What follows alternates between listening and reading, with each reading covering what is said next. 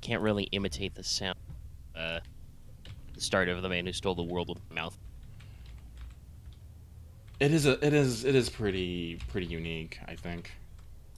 Though, I do believe, funnily enough, speaking of songs Hideo Kojima likes, I do believe also Low Roar's All Keep Coming has some very obvious like tape rolling over sound. Well, but very much part of that style, whatever the heck that is. Hello, chat. Hi, how you doing? Hello. Remember to tell you if you can hear us, so Omega doesn't lose fucking brain cells. I probably just demonetized us. Nah, we're like 45 seconds. That's why we do the silence break. Ah. We buffer the zone. But yes, hello everybody. We're back for What's Up. I pull up my notepad earlier. Hey. Well, that's good because somebody said on Prog that it seemed like quiet. I may also have just been dead inside. I don't know. It was like 2 weeks ago when I filmed some of that. Dead.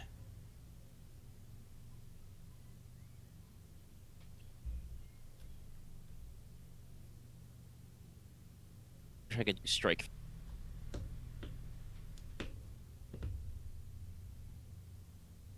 Was something I was talking about. Oh, not because I have other. Anyway, hi. We're doing What's Up. We're doing What's Lucky Up. is playing Amazing Cultivation Simulator again. Are you currently being eaten by a bear? I am not being eaten by a bear. Cool beans. This is very cool beans. I'm gonna try and kill this mysterious cultivator without actually attacking him. I'm gonna see if it works. Intriguing. Well, he's basically the mysterious cultivator here. Is basically a guide NPC who's supposed to help you for like the first, I don't know, like 10 days. But it doesn't do much. He just kind of wanders around, takes your shit, and so I'm gonna trap him in a box. I'm gonna trap him in a hot box. I'm gonna see if I can burn him to death.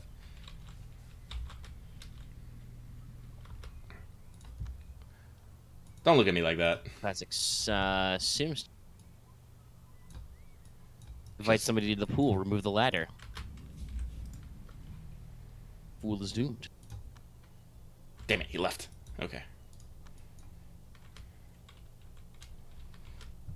See, somebody's even got me beat right now Oh, what's up? in the live chat. Oh. Talking about how hot it is. That's a pre-show callback, everybody. Mm-hmm.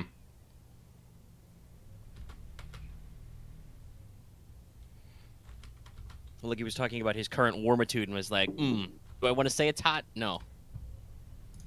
For me, it's 7 o'clock at night, but allegedly it's, about 81 degrees, and it's overcast and rainy right now. Oh, wait, no, I probably can't trap him because of the damn mod. Oh, well. Fuck it. Oh, yes, that is correct. Lucky you did not update the URL for chat overlay. Oh, currently shit. The blank window from last. Oops! I can fix that in a second here. Don't worry, I've done that before. Or I've left that window hidden for like 30 minutes. I fixed this. We're back. Lucky's playing Amazing Cultivation Simulator. We'll see if that's the secret sauce, because last week's What's Up has 607 views. Only one comment. So not winning the robot war there. Not a shitload of likes, but a lot of views. Mm-hmm. Let me check view direction. Let me check the analytics. Yeah, watch time. Audience retention seems growth. Duration. Yeah, average watch duration scales up.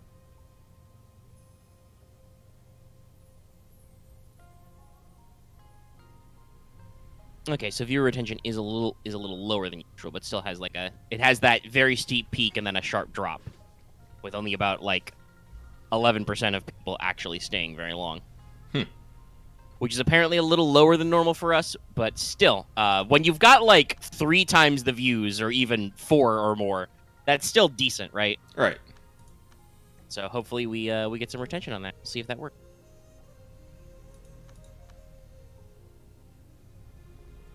So I should probably start today. Well, I don't know if everybody's flipped over, but Let's Talk FGO came out today. Mm-hmm. And I do believe I said on it that I doubted anything shocking could happen between this week and next week.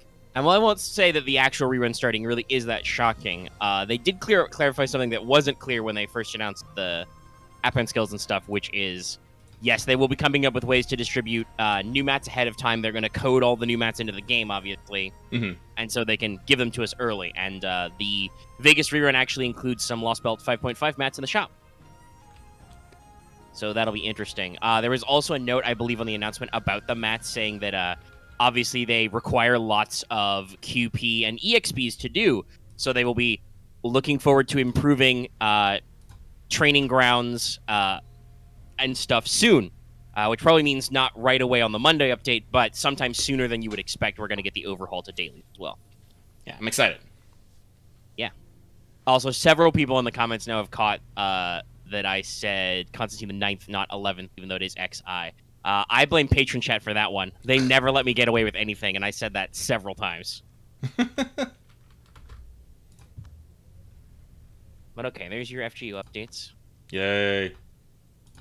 I mean, we could start with the what I think is the big funny one, the discussion that completely derailed us last night. I mean, I think we had a couple things that derailed us. We had a lot of things that derailed us, if I'm being true. But the big one where I feel like we had to go like, no, stop, we must, was the bread discussion. yeah. There was that happened. I don't even know what else to say. That just fucking happened. So if you want to see the original, go ahead and then hit it up. Because we hit most of the points there.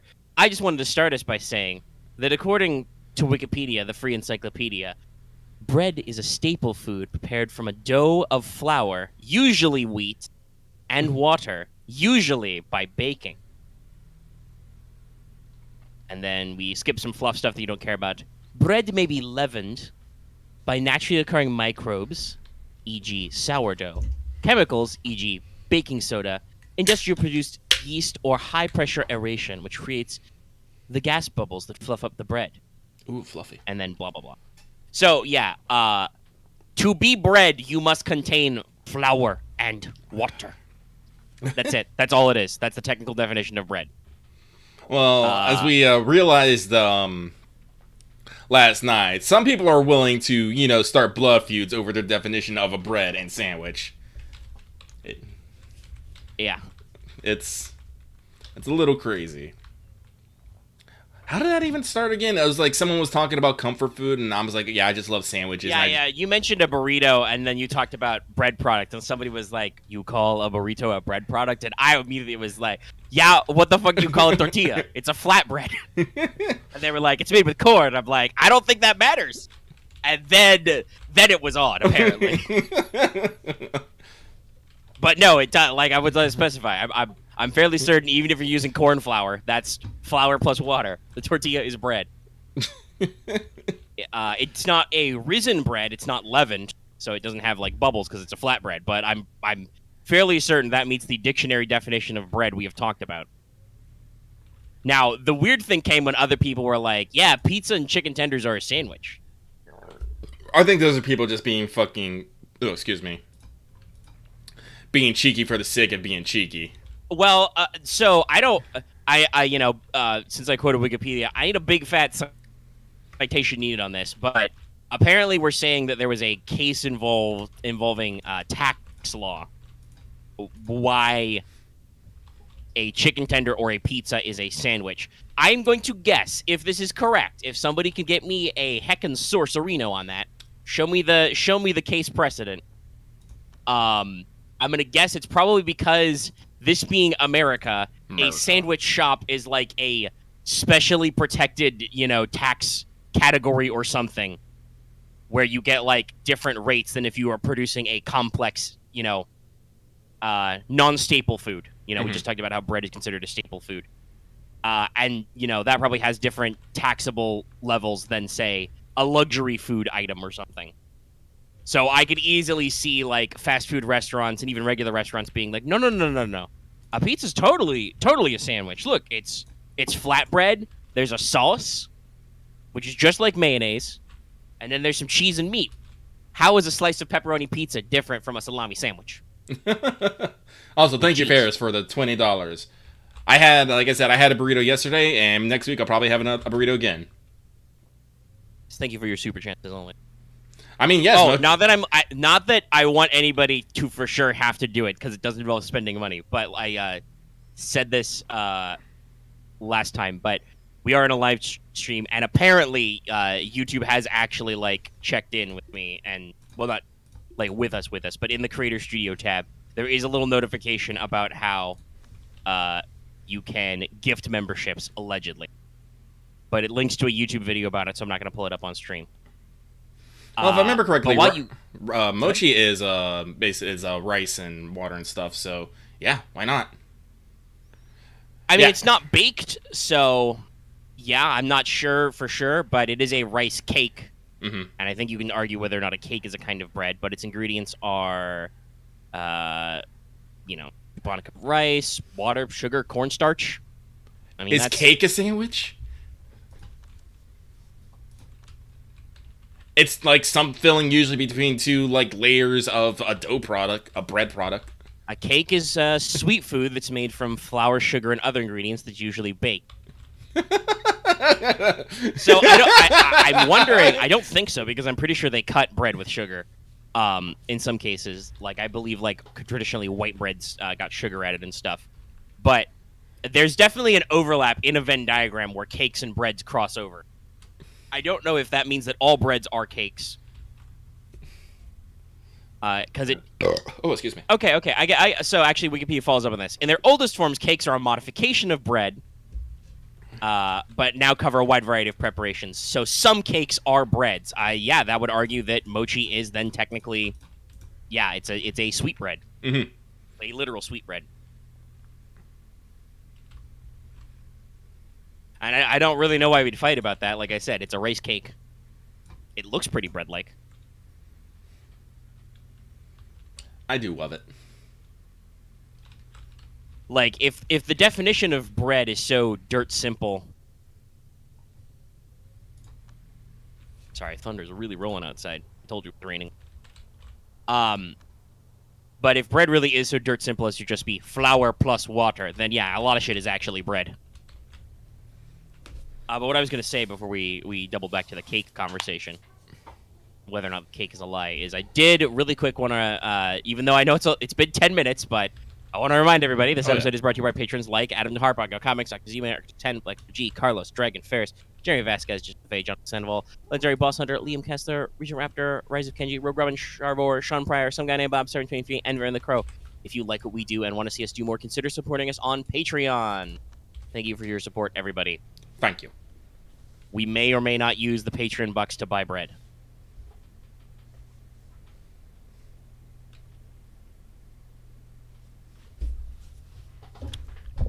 But yeah, so I just wanted to like pull up the definition of bread.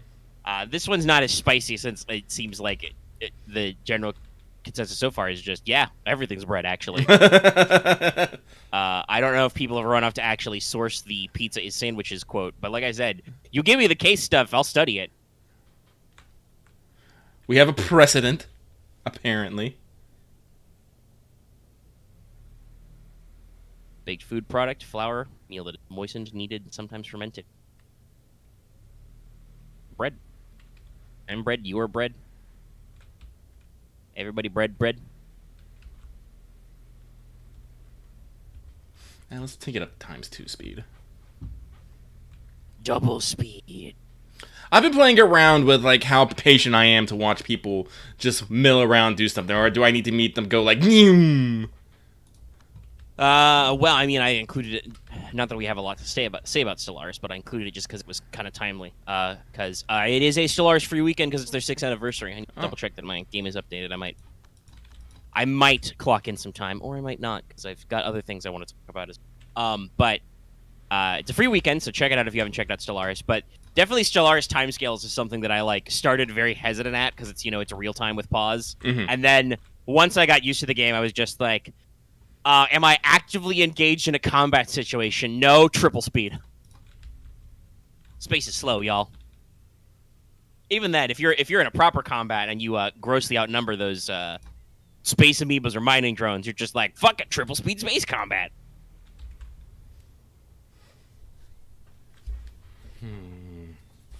But yeah, so if you have not checked out, I'm sure award-winning game Stellaris, go do so. It's great, free weekend. We never got together and tried a multi. I don't know how that Stellaris multiplayer goes. That's the thing.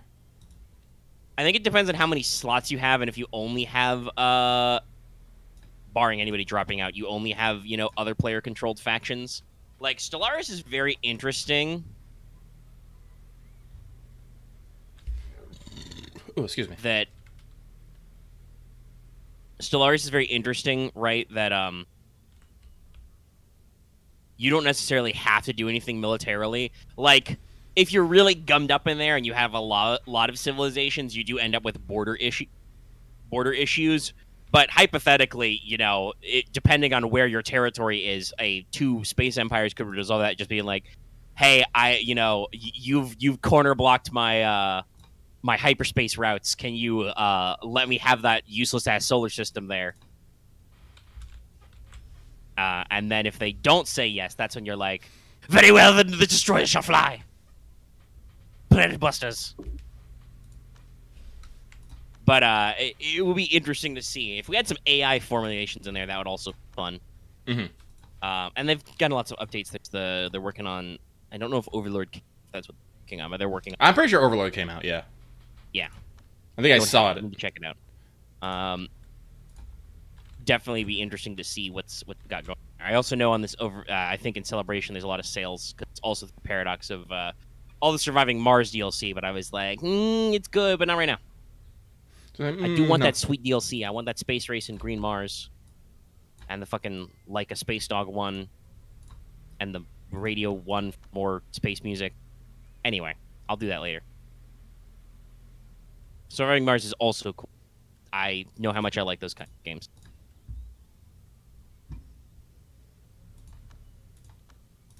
But so, is this I assume this is a different.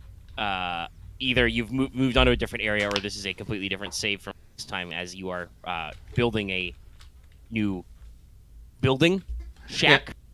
Yeah, it's a newer map. I want to say. I guess I don't know, but again, I was looking at my. This is.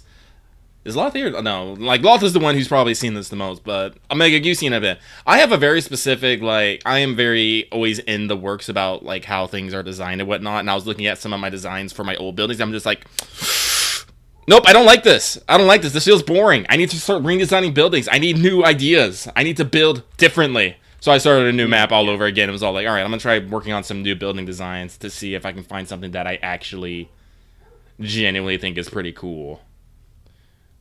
Yeah. So I don't know actually how much I'm going to be. Oops. I believe everybody should be slightly introduced to that for that one stream where Lucky played Fallout 4. Yeah. But yeah, it's definitely a thing. I know I sometimes, obviously, when you start new games like this, you will have those moments of like, I've done this completely wrong. But usually for me, it's just like a like, I'm just like, well, I fucked it up. I will continue to play this out and do it better next time. Because, like, I usually want to go for the whole learning experience. But I definitely know you are absolutely the kind of guy who, in, you mentioned Loth, I'm sure he's the one who's most familiar with the 7 Days to Die thing of, like, no, I don't like my kitchen. I'm going to tear down literally everything. Do it again. Yeah.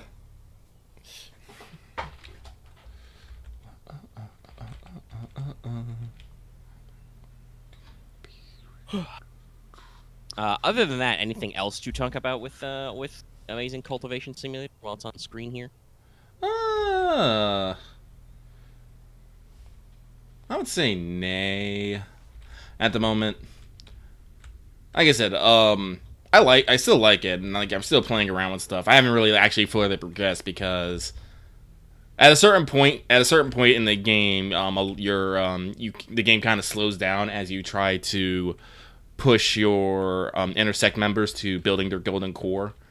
But the golden core stage, building it is like one of the most important steps because the quality of the character's golden core basically sets the sets like how like far they can progress later, or how quickly I should say they can progress. And if I understand this game correctly, it has like ranks like 0 through 10 and whatnot. And then my characters in my other game were like, they were like quality 8. I'm just all like, this is nowhere near good enough. So I was like, and again, I was talking about this the other time. One of the things is how you build buildings and how you like assemble chi in certain formations and the feng shui of buildings and stuff really helped with that. So that's why I started thinking this all like, I was just thinking, did I like maybe like build my buildings wrong? And I was like looking at that and trying to figure out like things I wanted to do to try and improve it. So Yeah. So, and again, like the other problem I was having is a lot of my buildings were having the problems of looking very samey together. It was just a lot of boxes, which, you know, is efficient and quick, but at the same time, it's just like, this does not give me the sense of majesty that I would expect from a, you know, a cultivation sect, which is all supposed to be, you know, refinement and grace. It's like, no, everyone's just in fucking brown square boxes. And I'm just like, no. Look, this is not the way. So yeah, so I'm gonna be working on all that stuff here for a little bit, and Omega's probably gonna talk a lot, probably. I'll talk about a few. Oh.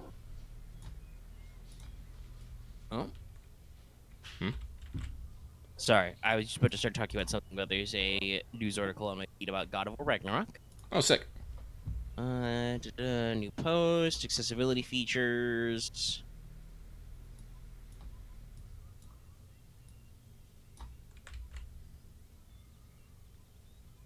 Okay, so they talked about accessibility features in Ragnarok. Okay. And then, 15. You know, working with like controller config and lots of other stuff, contrast, etc. But the fact that they're talking about these in such detail probably means they are, in fact, fairly decently along into the development. Yay. So that's good. We may actually be getting it in the 22s, which will be nice.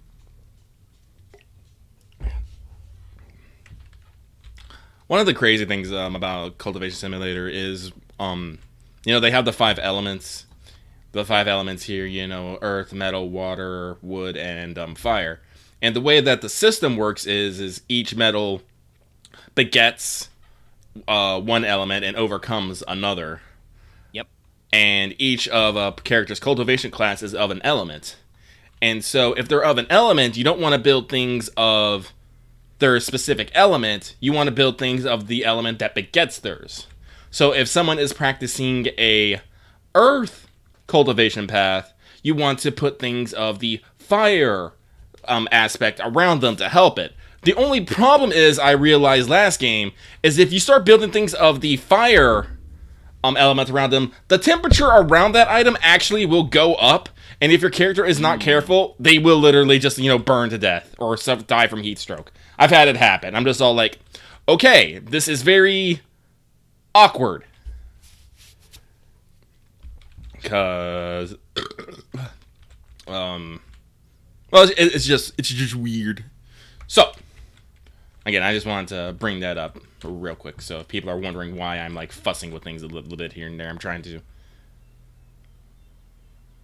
Maybe if I just put like 1 block in each, maybe that won't like overwhelm it. Because also like with water, chi, it will lower the temperature of a room. And actually, that's one of the tricks you can use to build a freezer, is if you build everything out of the ice blocks, you can actually keep your food from spoiling, which is very useful. It kind of sucks in winter, though, because animals shit everywhere, and it doesn't decay because of winter, and so you just see piles of poo everywhere. It's very not hygienic. I'm very disappointed about it. But yeah, no, that system you talked about is it's the fundamental of Wuxing, the Chinese elemental system anyway. Like it's a 5-pointed star that's actually like arrows flow. There's overcome and flows and all the other stuff. Like, you know, I believe it's something like, Earth generates metal, metal overcomes wood, etc. And it has the chart right here, like Earth begets metal, overcomes water. Metal begets water, overcomes wood. Water begets wood, overcomes fire. Wood begets fire, overcomes earth. Fire begets earth and overcomes metal. Like, again, it's like I love these little details. Like I said, I've been on a big Chinese fantasy kick recently. Mm-hmm. So it got to the point that I actually picked up a new book series, and I'm actually on, what book is this? Hang on, let me pull it up here on my phone. Because I am a man of audiobooks, because I am doing way too much shit to actually sit down with a fucking... Alright, yeah, I'm on book 7 of the Cradle series. I think it's 10 books right now, with book 11 being written. A series by Will Wright, who only came to my attention actually because last week when I was talking about these things, you looked it up and you mentioned the author name at some point. I can't remember where and why. I know it was a conversation, but yeah, it was probably in like recommendations or something Amazon was giving me or some other stuff. Mm-hmm. But when I went to work this week, I was like, all right, I'm gonna need something to read because I finished all the current major books of 1,000 Li by Tao Wang, which is a more traditional Chinese cultivation a novel. Like, actually, but I believe actually set in China, like between like the countries of Wei and Shin. I do believe those are actually Chinese countries. I don't know if they are or not. Yeah, those names sound familiar. Those sound like... Yeah. Which was 6 books and followed the, path of, ye old peasant farmer making their way up in cultivation. And I was still in that kind of mood because, again, I've been like looking through a lot of books trying to find like others like RPG lit or game lit novels, and I have a few things on my wish list that are going to be coming out this week actually. But excuse me, I needed something in the meantime. And so I remember Will Wright looked through them on, and everyone was highly recommending the Cradle series. And upon reading it, I understand why. Because this book series is the closest thing to an anime I have ever read. Not in the completely ridiculous kind of way, but I feel like I'm reading Avatar. I really do. That's the best way I can say it. Because the way it starts out is the main character... It's kind of an ensemble cast. The main protagonist, his name is Wei Shi Linden, and he lives in something known as the Sacred Valley. He is something which is called unsouled, which means that he does not have any particular talent in the... Oh, what do they call it? It was something, but basically there's 4 paths someone can take, being an enforcer, a striker, a ruler, or a forger. He wants to be a forger. He wants to basically take the energy of the world and be able to shape it into things. He cannot. He sucks. He's unsouled. He can't do anything. So no one in his fucking family really likes him, and everyone kind of fucking ignores him. But Wei Shi Linden has not given up and is determined to try and make something of himself some way. I will gloss over a lot of the details because I don't want to spoil things. But shit goes bad. During a 7-year a festival that happens like every 7 years, one of the rival clans or families, I can't remember which one it was at the moment, summons a patriarch from a long ago who has currently exceeded the limits of power in the valley and kills fucking everyone. Wei Shi Linden actually dies, but a fucking heavenly immortal messenger from the heavens descends upon them at that point because this is the interesting thing. The law of fate in space-time has been broken, and space cops have to show up for this. It's not exactly space cops, but it is definitely on a more universal scale. Several times in the book, they drop into more scientific terms like iteration, like 110 and whatnot, requesting information, access denied. These kind of terms. And this heavenly messenger looks upon Wei Shi Linden and be like, I like this kid, and decides to, show him his fate. Basically predicts how his life will go.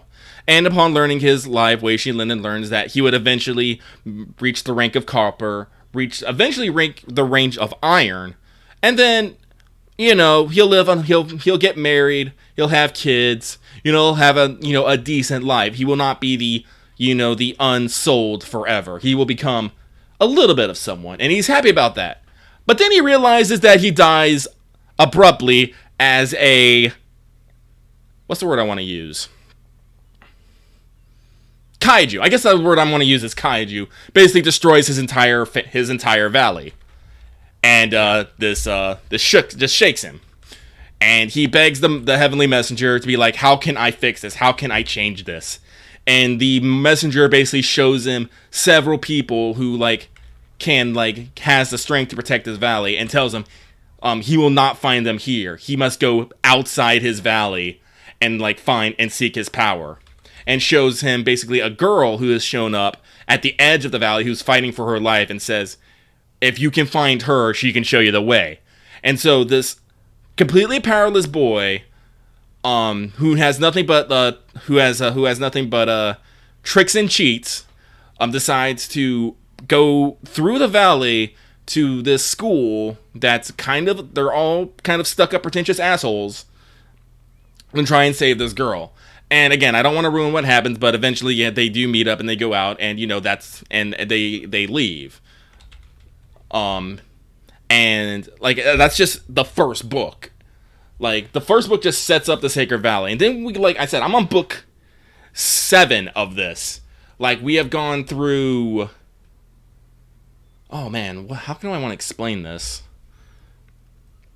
Wei Shi Linden has met a lot of people. He made a rival. Jai Long is basically introduced as a threat in the next book, and immediately in the next book, and it takes two books to resolve that conflict. And then they set up for the next conflict, which is the tournament arc. But the way you think about this tournament arc is they don't just drop everyone into the tournament arc. First, they have to plant the seeds of this thing is happening because something happens and fate has changed again so dramatically that no one knows what the fuck is happening. And so everyone needs to gather power. So they're sending people out to train so they can do the fucking tournament arc and all that stuff. And Wei Shi Linden's in the middle of all of this. And the cast of characters that he meets and interacts with is astounding. So Yaren, the girl he met, is, I don't want to say she's tiny, but when if I say she's tiny but fierce, I think everyone will understand what I'm talking about when she says here. Because Wei Shi Linden is kind of a giant of a man. This is his problem. He's tall, he's broad, and he has resting bitch face. Anime likes to say the face of a thug. Yes.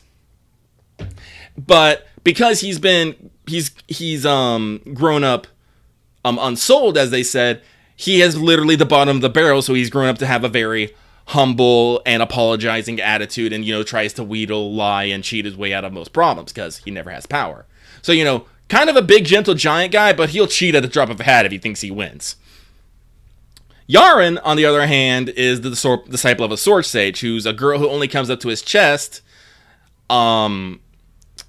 is covered in scars from following her path, and usually her first response to any sort of problem is to cut it in half. Sounds about right. Mm-hmm. And this is like I said, this is Wei Shi Linden's first friend. They travel from there. They meet a couple, I guess, some secondary characters I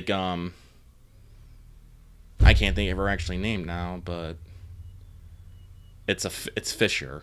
I always call her Grandma Fisher because she's just so old. She meets a soulsmith, Gesha. That's what it was, Gesha Fisher, who teach them in soulsmithing and whatnot. And then they meet one of probably the best fucking characters ever. Is they meet someone named Ethan Aurelius. And the best way I can describe Ethan Aurelius is if you took Uncle Iroh and combined him with Willy Wonka. Okay, that sounds interesting. Basically, he's one of those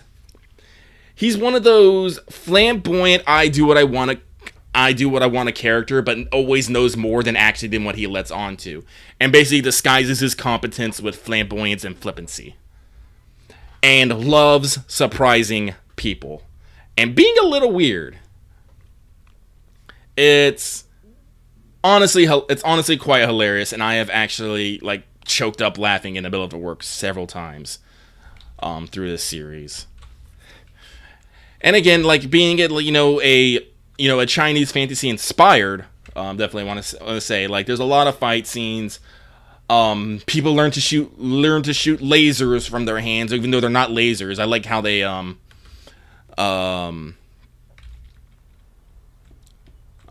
always explain it. They never say beams. They call them like liquid bars and whatnot, because they wouldn't have to like necessarily understand what a beam is. A light beam. Yeah, it would be like a ray of light, or So they always call them bars. Like he shoots bars of blue and black flames, condensed like molten glass and whatnot. And it was just all like, yeah, no, that's sick. There's it's very evocative. Like the fights are like it's a very good series. It's very like the writing isn't necessarily deep. I would say it's definitely something in the young adult genre, but without any of the baggage of calling it a young adult novel. Yeah. If you guys don't know, I know a little bit about this because I read books, but the space of calling your novel young adult is like really fucking messy. Yes. Yeah. Even though arguably, a lot of writing is for youngs and adults, but anyway. What was the name of the series again? Cradle series. The first book is called Unsold. Basically, all the titles are basically just like one big word. Like it goes. Name. Yeah, Unsold, Soulsmith, Black Flame, Sky Sworn. Yeah, Ghost War. The Amazon wants me to just skip straight to buying all three together, and I'm like, yeah, we'll see. I got a lot of backlog. It sounds interesting, and it sounds like it's got a very evocative style. Obviously, with like some of the stuff we do with our own writing or like tabletop stuff, there's definitely something to be said for trying to like how to bring out that feel in like the fiction and description. So yeah, no, because that's the thing that always bothers me about like a lot of writing and stuff is when people want to try to invoke a certain feel, and it's a series that, like I said, when I'm reading it, I feel like I'm watching an episode. Like I'm watching an episode of Avatar. Like just the hijinks, the battles, the comedy, the trials that people have to overcome. Like they never like focus way too hard on one specific aspect, and they're always moving on to the next part of the story. Not quite, I want to say episodically, but like there is a flow that they try to maintain. Yeah, as I was gonna say, it is a natural flow of events. It's not like necessarily serialized. It's just it's got a good like uptick on the action curve. We've talked about that in a lot of it's quite striking. Like I said, that was something I always liked about Legend of the Latte, is how it like there's not actually like heavy tensions, but everything will just roll right from this could be, no, we're fine. Oh, it could be a problem. No, we're fine. Like it rolls the ratchet up and ratchet down very smoothly in a way that you don't. It's not jarring. You just feel kind of naturally like, oh no, we don't have any customers. Never mind, we have customers. Oh no, the local crime guys are a problem. Never mind. They like cinnamon rolls. Hey, it's that one asshole stalking the barista. Well, we'll just call him a douchebag and tell him that if he's mean, we'll report him to his boss, the crime lord. He was never wrong again. What's that? The student guy doesn't like hot drinks. We'll put ice in them. I mean, that's arguably enough a recurring plot point. So yeah, like the regular flow back and forth. Well, that's pretty interesting.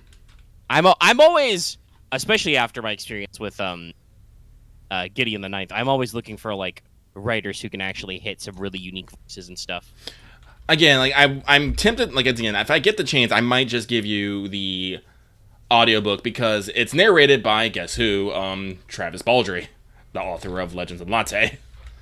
Like this man does a lot, and I'm really getting to love his voice. He does so many like good voices. Yeah, there's some good book readers out there. I don't know a lot of people these days, but because I did not I still listen to a decent number of audiobooks, but a lot of them are older, and they're not always through Audible. Though obviously, James Marsters' Harry Dresden reads are very iconic. Mm-hmm. So much so that he was so iconic that for the one book he couldn't do because he had a scheduling conflict for Ghost Story, they went back and redid it with him because people were like, "It's not the same, bruh." I was like, "What you doing?" And it wasn't. And it wasn't. I've listened to both versions. If you that many fucking books, the Marsters version is just more natural. Anyway, yeah, it's an interesting series, like I said, but I have a bit of a backlog. I've got a couple of L5R stuff I still haven't read. Oh, actually, that reminds me. Did you see the preview chapter for Nona the Ninth? I've read some previews. Yeah, I think so. Yeah. Waiting on that one as well. I also recently heard, in addition to, like I said, because I need to get Great Clans of Rokugan #2. Yes, they will make me. They will make me buy the novellas again because Robert Denton says that the Lion novella he wrote is like the best thing he's written ever. Ever. Robert Denton III has written some good shit for new and old L5R that I appreciate. So, also very occasionally does an L5R podcast, Last Province. I haven't watched them in a while because they're mostly about like they were about both the living card game and the RPG fluff. Well, the living card game has been canceled, and it hit a complete production. They're not developing any new sets. I believe they're still doing reprints, and they've done like errata and stuff. The RPG production is slowed way the fuck down, so they don't podcast very frequently. But yeah, I need to catch up on that. I also, speaking of comparing things to Avatar, I recently heard from several people that there are not only did I learn that there are Avatar novels, not just like follow-up comics, but like actual novel-length books. Staring at them, they are chunky. In the preview image, but apparently the Kyoshi ones are quite good, and there is a duology in a little hardcover double set. And I'm just like, that sounds cool. So yeah, I have a backlog of reading I need to dig through some. Oh, somebody shot me for. I don't even remember this. Somebody shot me the PDF version on Bookwalker. I skimmed it a little, but that was a whole experience because I'd literally never used their website before. So I haven't gone back to it yet. I know Axe picked up a copy because he's a lunatic. We mentioned him and he buys them. We talked about how like maybe Delta Green is more of a Hellboy feeling, and he just picked up the whole backlog of Hellboy because he felt like it. No, I did see that Delta Green, the RPG, the double slipcover. I have not seen your boy Kong Ming. I do want to watch it though. I've heard great things about it. I've seen some clips and stuff, and I'm just kind of like, if I had time, I can't even catch up on the shows I want to watch. I haven't watched any Moon Knight, even though, like I said, I love seeing people's screen grabs of Moon Knight comics. I hope that you can at least get some of that weirdness in there. Obviously, the one about Dracula owing him where's my fucking money is staged, but that's not from what I have seen of Moon Knight. That's not that weird that Moon Knight would say that. I need to catch up on watching the last couple of batches in the episode of Owl House that are on Disney Plus. Got stuff to do. Also, when does SAC 2040? It should be coming out here pretty soon, I want to say. Where's the next? Yeah, it's this month, so let me see. May 23, so that'll be what? Monday? Yeah, Monday. Okay. Yeah, talk about that next week. Yeah, so that probably means that I should go back and watch the first, 12 episodes probably sometime this weekend and then just get started on the new shit. Ah! Damn it, Aaron! I tried to do a thumbs up for Ghost in the Shell and I clipped my brings up my mic arm. I got kicked out of my window because I received a gift from Aaron, who says, Lucky, there's always time for Stellaris. Enjoy, Aaron, as they have given me Stellaris Overlord. Maybe not while we're alive on recording, guys. Thanks. We love the generosity, but you're killing us. I am like gonna. when Aaron tries to blackmail me with money into buying the jacket, which I may or may not decide to do in the payday. I will not treat you any kinder in Delta Green, Aaron. You have incurred my wrath.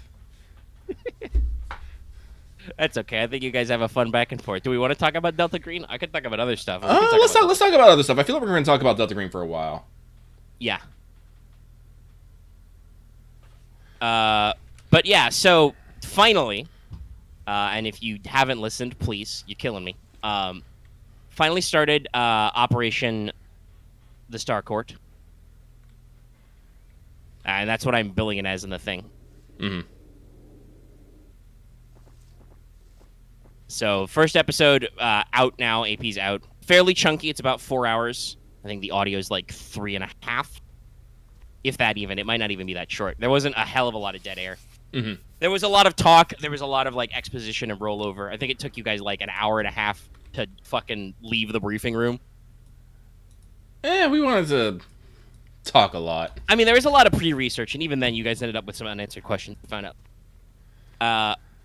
Overall, I think it was a positive experience. It's very slow roll, as a lot of our first episodes usually are. But I still think there's a lot of interesting work there. You guys are all doing your usual, like theory crafting and stuff. It's always so fun to see what you guys like latch onto as ideas, and not even like Dallas into the tip jar.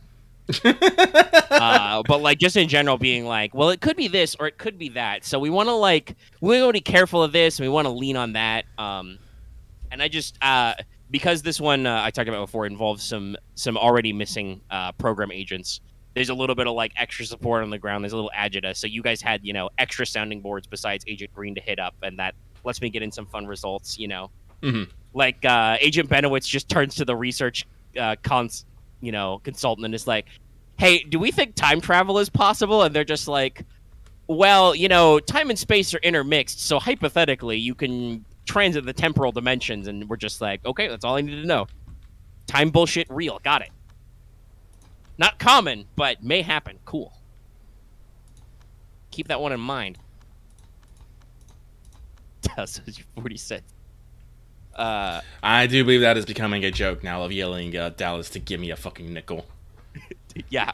Well, we've talked about this at length. Dallas is great at being dead certain in his thoughts and feelings, and he will go to the bat for them at length, and then 30 minutes in, he's like, no, the factual evidence presented to me, this theory is incorrect. My bad. Like, Dallas, it's no skin off Dallas's nose when he's wrong. It's just that when he thinks he's right, he goes full ham, and then he's like, nope, I'm a dumbass. That's not correct. But yeah, we, the usual expositional time. I'm kind of glad you guys actually like. On the one hand, I kind of feel like I don't want to say I did you dirty. I kind of feel like I made a misstep in the direction by setting it so early. But usually everything is like overnight. You get up first thing in the morning and do your eating, right? Mm-hmm. But like just because I know you guys are reasonably waiting for dark to like break into Task Force Lilium's room and stuff and look at their conspiracy board and whatever. Mm-hmm. Absolutely, yes, there are clues there. Probably in their van. But, you guys don't want to get pinched by the local cops. I'm starting to think that Especially maybe... what if the local cops are in with mall security? I don't know if... How deep does this conspiracy go? I don't know. I have questions. But, no, so Delta Green, I think we had a good start. Like I said, we did a lot of talking and whatnot. And, And... Oh, excuse me. And a lot of setup and stuff. There's a lot of ideas being shot back and forth and whatnot. But I think the problem, with these kind of scenarios is I'm trying to avoid us having the idea that we need to solve the problem immediately. Because and this one is designed to be like the kind of broken up there because you have the obviously something weird is happening because the footage you've got that suggests that something weird is going on. Mm-hmm. Though, I do love the possibility of you guys having to wrestle with if it's fake or not. Yeah. For now. But the fact that, you're being sent in as a B team after another team has gone missing opens up to, like, okay, if we, like, get rid of the mall is an illusion in our minds and we all wake up from the dream, what happens to Lilium, right? Do we need to find them first, kind of a thing? So that gives you guys different goals. That reminded me, though, I did also... because you guys actually went to the mall right away, which is what I was going to say, which is, I think was... I'm glad you guys were, like... Not in, like, we're going to, blow up this mall kind of way, but, like, all right, let's go to the mall and let's do a recce. Let's actually look at the problem. It's the middle of the day. It's probably fine. And it might not be fine. I have a little bit of a concern. I have a couple of them. I gave you extra Concernicus points. You did give me extra Concernicus points, and I'm trying to figure out... I gave you private Concernicus. And I'm like... It's one of those things of, like... This is the thing, like, about Delta Green, especially my character in particular, is... I'm trying to show this also. I'm also trying to show this through my conflict with Aaron. Is Kara sees things a lot differently than other people, and also she literally sees different things differently than other people. It's like, it's not necessarily a matter of, like, actually having, like, a, like, hallucinations disorder and stuff, but sometimes when she says something, she's trying to say one thing and actually says another. This is most prevalent with her she-who tics. And it's one of those things of, like, I want to double down on that, because this is the problem I having is I want to bring that to the fore of the roleplay, and I'm using Aaron, like, I am unabashedly using Aaron for this to... Well, he is the character who set up the conflict. Yeah. Like, you guys kind of, not super intentionally, but ended up putting yourselves kind of at loggerheads in the second one. In the first one, I think Aaron even talked about this. Garza was just kind of like, well, I'm the new guy here. And in the second one, he's like, "What? Now I've done this before. Okay, we don't." He basically said, not in these words, but said that Garza realized that Kara is not acting to SOP. Yeah, she is kind of her own person, and I think the really striking thing for both of you to run into is kind of the realization that you're both correct, because the program doesn't actually really have an SOP. Right. We're blacker than black. There's no 3-ring binder for this.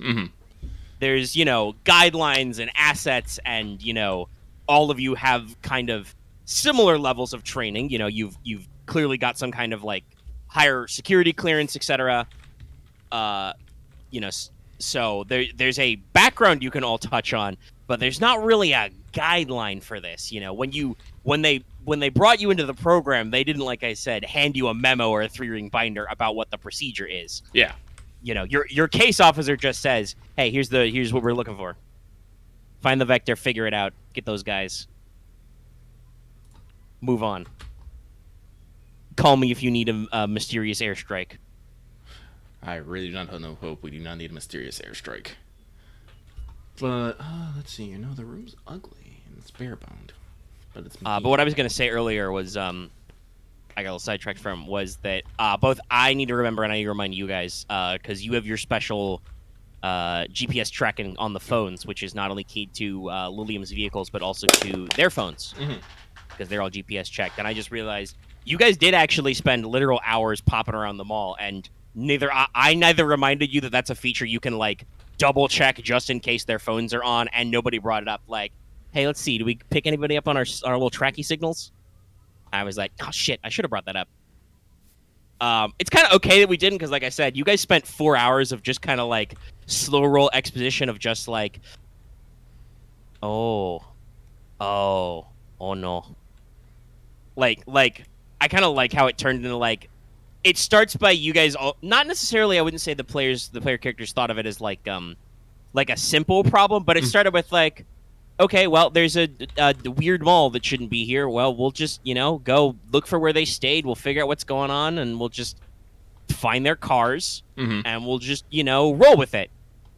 And then it kind of turned into, oh no, this is actually really like the in-character version of the out-of-character, like 80 pages, Mm-hmm. which is something that Lucky said to Dallas at one point. 80 pages, Dallas. Like you guys had the in-character version of that. I was just realizing like, oh, this is actually like really complex and.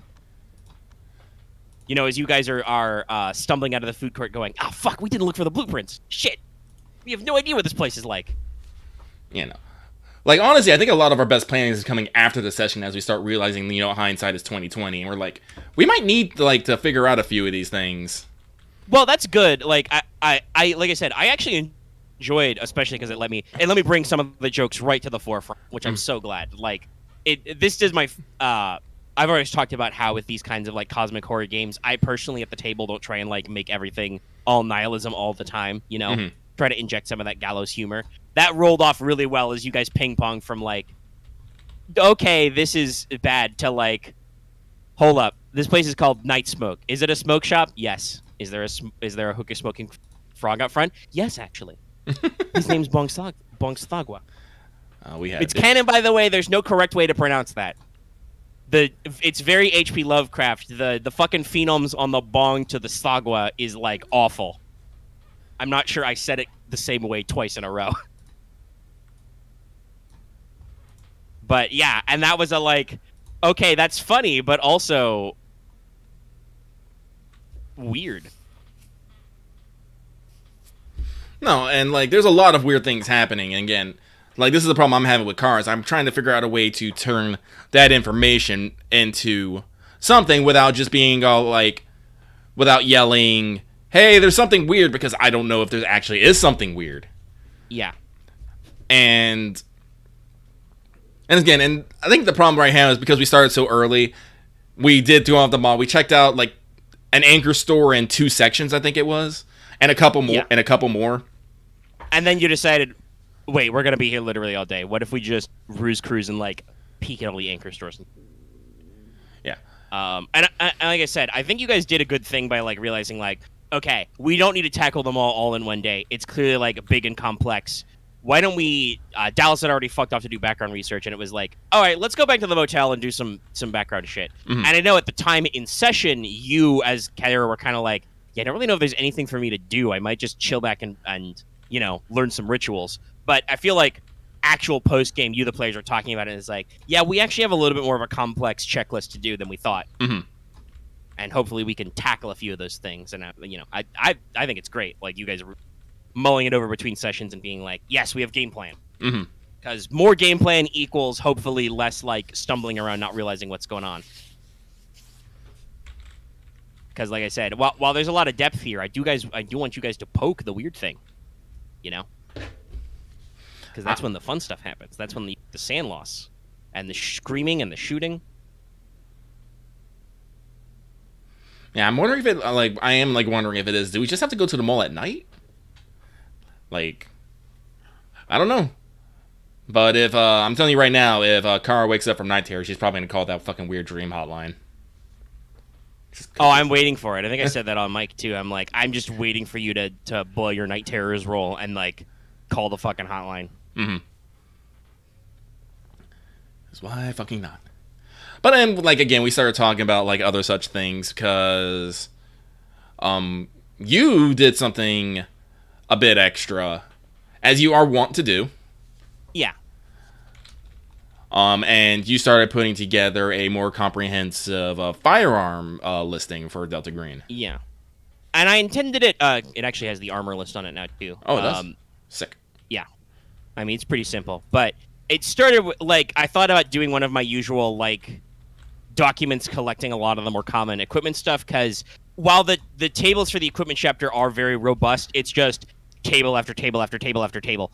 And it can get a little mind melting to look at 4 tables all arranged. It's double column, so it gets a little dense. And I'm not sure exactly what got me started on the wanting to double check all the firearm options, but we did have kind of a what do you carry in conversation in the session, because I wanted to double check what everybody had. And I appreciate Delta Green for this. There's been a lot of talk, the original game is from the 90s. It certainly attracted a level of the gun fondling crowd. And, honestly, the BRP system that the old school Call of Cthulhu is based off of, stands for basic roleplay, by the way. That was Chaosium's thing. Also kind of has a history of a cavalcade of semi-random weapon stats. So Delta Green's a lot tighter on that respect, right? Right. Which is something I appreciate. Like, to the Delta Green RPG, there is no mechanical difference between a pistol firing 9mm Parabellum, 40 Smith & Wesson, and 45 ACP, which what I know was a heavily debated topic for many years while I was growing up and stuff, playing video games and whatnot. But I do believe the general actual analysis indicates that is in fact mostly true. There's not really a lot of ballistic difference between pistol calibers. The 45 caliber is lower recoil because it's inherently subsonic. So I know that some shooters anecdotally report better accuracy than, say, with like 40 Smith & Wesson.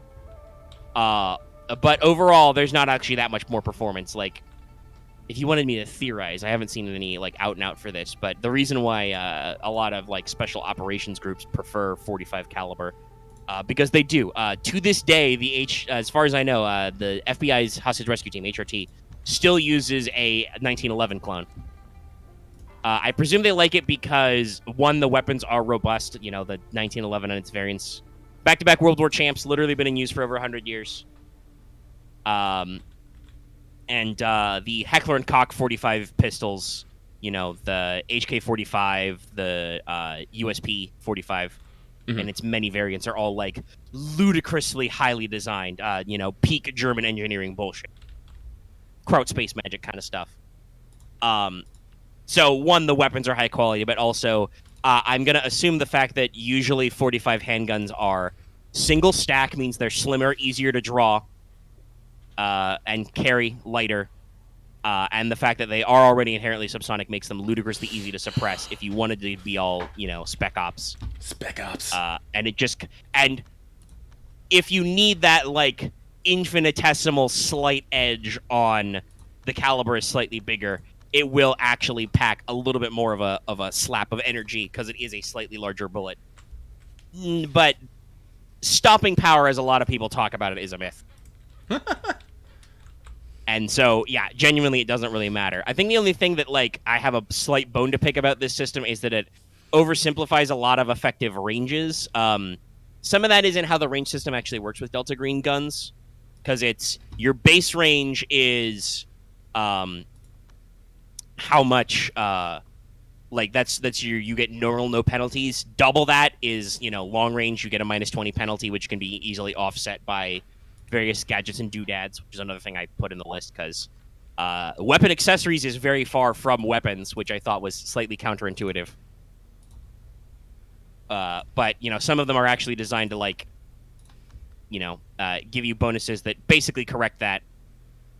And then I think it's either 3x or 4x is very long range, and it's like -40. And I think it either keeps going up past that, or once you get to like 4x, they're just like, no, you're not hitting a guy at 4x range, unless you've got like a telescopic sight, which lets you double your base range by aiming. But that obviously usually only works on like rifles or ludicrously high caliber pistols. Ooh, excuse me. That said, the actual ranges for some of these things are a little goofy. Like, again, I get why they're simplifying stuff. They're trying to save page space and things, but we talked about this when you were like, ooh, the Thompson Contender, and I'm like, yeah, there's not really a good rule for, sporting or hunting handguns in rifle calibers, basically. But this is Delta Green. I do occasionally assume that some DG agents will want these guns so that they can actually, have something they can probably hide under a windbreaker, but also still reach out and touch somebody, right? Oh, yeah. Because you're playing Delta Green. Sometimes you need some weird-ass firepower. And ultimately, weird-ass firepower doesn't actually matter because so many enemies either ignore bullets or take min damage, or it doesn't matter. Like, I was partially concerned about via the way the rules are technically written. My running theory is that 338 Lapua Magnum, it counts in the very heavy rifle, which has a lethality rating straight up. Because it is bigger than 308 or 7.62 NATO, which is what the calibers they talk about for very heavy is. Also mentioning shit like 408 Chaytak and 50 BMG. But on the other hand, I am actually pretty sure with something as big and powerful as even 338 Lapua Magnum, and definitely for like the 408 Chaytak or 50 BMG, if you actually get hit, dead center of mass or upper head with that bullet, you are just dead. Like, you can shrug off a lot of stuff ballistically. There's, everybody's heard the stories of dude gets shot 30 times, still lives. Probably because he was struck in non-vital areas and they were able to, like, get him to a hospital so they could, stop all the blood loss. But modern, like, marksmanship rounds, God forbid anti-material rounds, are fucking big. And if you unarmored take one, like, in the heart or head, I'm fairly certain you do just die. Like, Goodbye. the hyperstatic shock just, your brain becomes a jello mold. You are done. And that's basically what the lethality roll is, and the damage it does if you don't roll lethality is 2d10 anyway, which I'm fairly certain is the next step up from 1d12 plus 2 anyway, which is the next smallest damage. So I'm kind of like, fuck it. Shit like some Mythos enemies and even like larger animals have a quality where you auto-fail lethality rolls anyway and just do the 2d10. So, yeah, no, I think it's probably fair. But, like, this is kind of the thoughts in my head as I write some of these stat lines. And I've tried not to drift too far, but it just started as, like, what kind of handguns do you guys have access to? Is there anything weird I want to make sure I model? Because green boxes full of guns are pretty common. Like I said, Delta Green attracts a certain gun fondling audience. I've even, to the green box generator, submitted a few of my own. If you ever come across a Mark 23 Mod 1 SOCOM that's very clearly a reference to Metal Gear Solid, I'm pretty sure I submitted that one. It's in a box postmarked from Alaska, and there's a bandana in the box. References, y'all. And there's other shit people have come up with from various other things that are pretty funny. But yeah, it's definitely like, and a lot of the times those aren't even statted because some of them were submitted back when we were between editions and whatnot. So this kind of was like, let me stretch my brain, get a couple guides out there, and try and think of like interesting weapons you guys might have available. And then it kind of spiraled out from there because, in case you guys didn't know, there's a shitload of Glocks. The Glock company changes the model number every time they file a new patent. Oh my god, there are so many.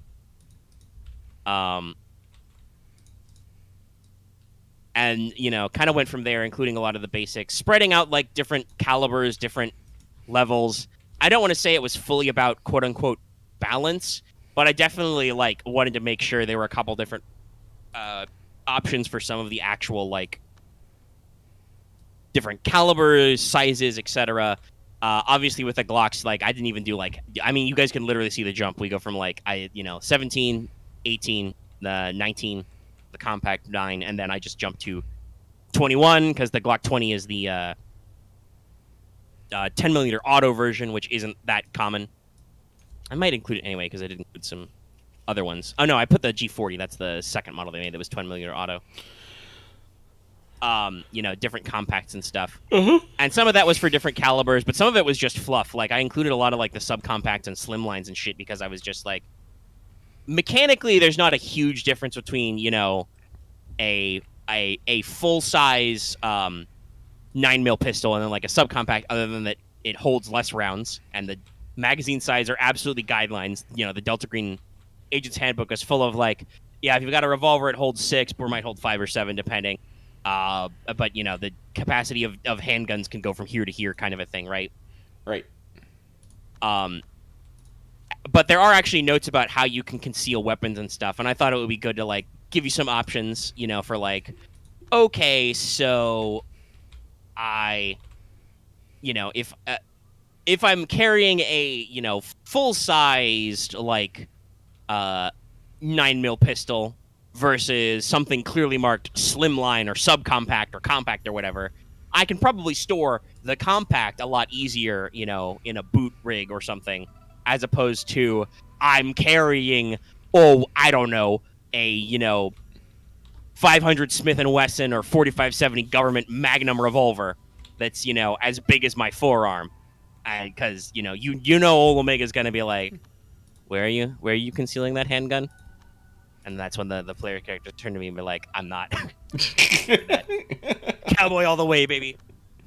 So, like, there's a little bit of fluff prompted, and then it was just kind of like, what guns are cool? Because, I'm a little bit of a gun nerd. Not enough to keep relevant. I actually learned about some swap ups and stuff. Some newer tech that came over the past couple years. I completely, what one is it? Oh yeah, it's the, I didn't realize, I know that they were talking about it forever, but, the most United States Armed Forces have officially replaced the Beretta. Oh, really? Yeah, they've retired the M9. The standard is now, the military version of this, SIG P320, the M17. Oh. Cause I think cause it has a more Glock-esque carrying capacity while having still some mil-spec features. So yeah, I know that we're planning on retiring the M4 and replacing it with whatever the American model version of the HK416 comes out, but that won a competition like literally a decade ago, and I think it was just the only reason why we never got around to it, because the Defense Department was like, it's going to cost us a lot of money to police up all our M4s. Buy new 416s, guys. Even though ballistically they perform great. I know that Germany very recently had a competition because there were some issues with the G36 line. A lot of their earlier models were starting to show a lot of fatigue and have failures, so they really rushed a new competition. The unfortunate issue with that is a non-Heckler & Koch company won and then immediately got embroiled into some patent business. Whoops. Perhaps not owning some patents to some guns. So guess what? Germany's still going to use the G36, which is a lovely weapon. I'm not sure where I saw that one first. I think it might have been SWAT 4. Lovely lines in the G36, though. And yeah, that that kind of nerd stuff is just kind of what's been propelling me to just add a little bit of stuff. That and knowing what my players are gonna want. I made sure to include the Knight Armament Custody Master Key on the list, Lucky. Oh, sick. Oh, so you got you got to underbarrel stuff?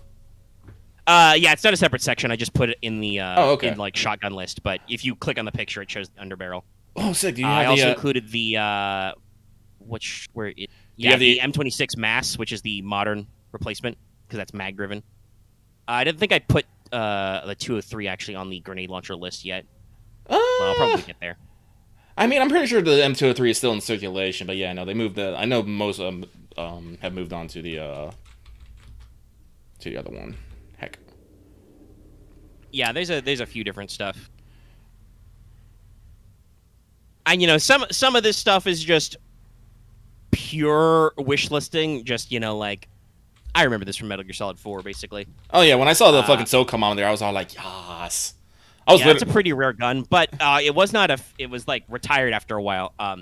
Special Forces actually didn't like it because when it comes fully loaded with suppressor, laser, and tac light, it's kind of heavy. Oh yeah. It's kind of boxy when you look at it. It's like, yeah. Well, yeah, and that's why, especially with the lighting module attached, that's why Hideo Kojima picked it.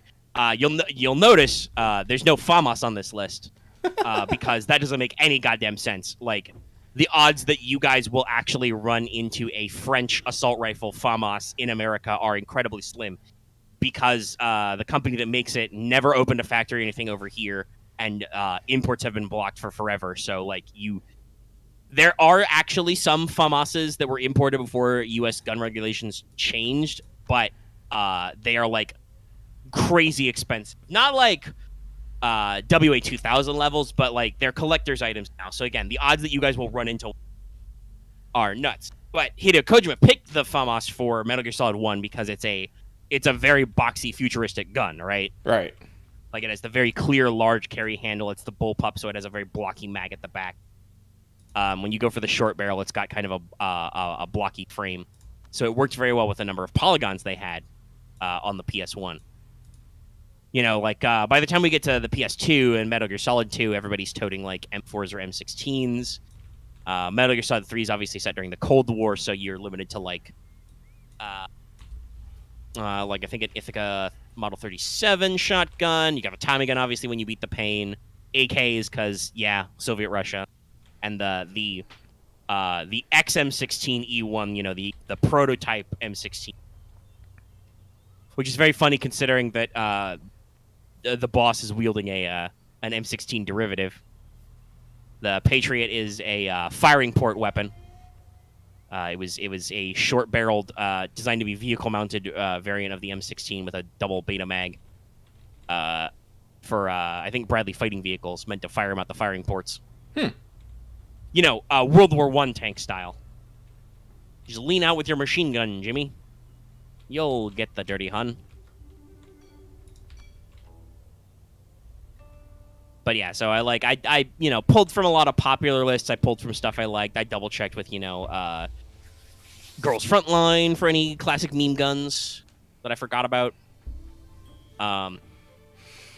Rainbow Six Siege has a wide variety of weapons. Metal Gear Solid, obviously. SWAT 4, personal favorite of mine.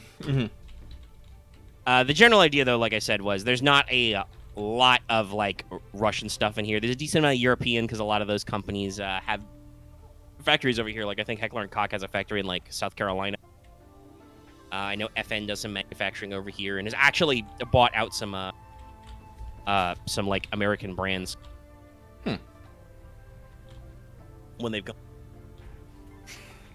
like whatchamacallit, I think they ended up with the rights to like the actual Browning Firearms Company, because FN actually recently announced they're gonna make a modernized version of the Browning High Power.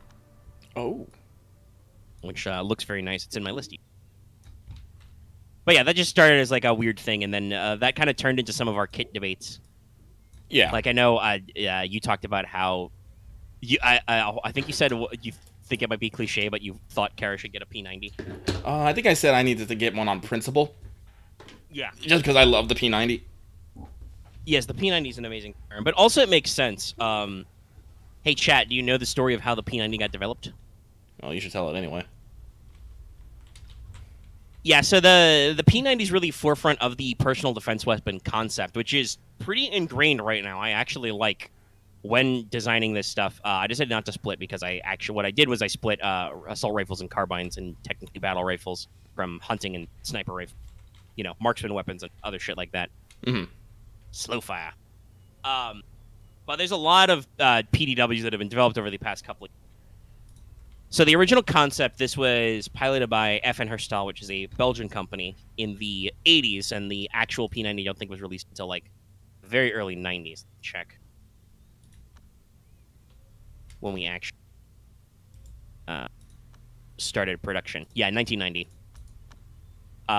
So they were in development technically before the call for this happened, but basically this ended up actually getting like fully developed and put on the market because NATO, his favorite NATO. By the way, this reminds me.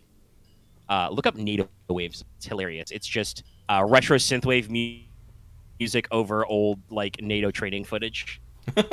It's just kind of popular right now for reasons. The Finns are going to join NATO, and they're selling NATO-themed beer.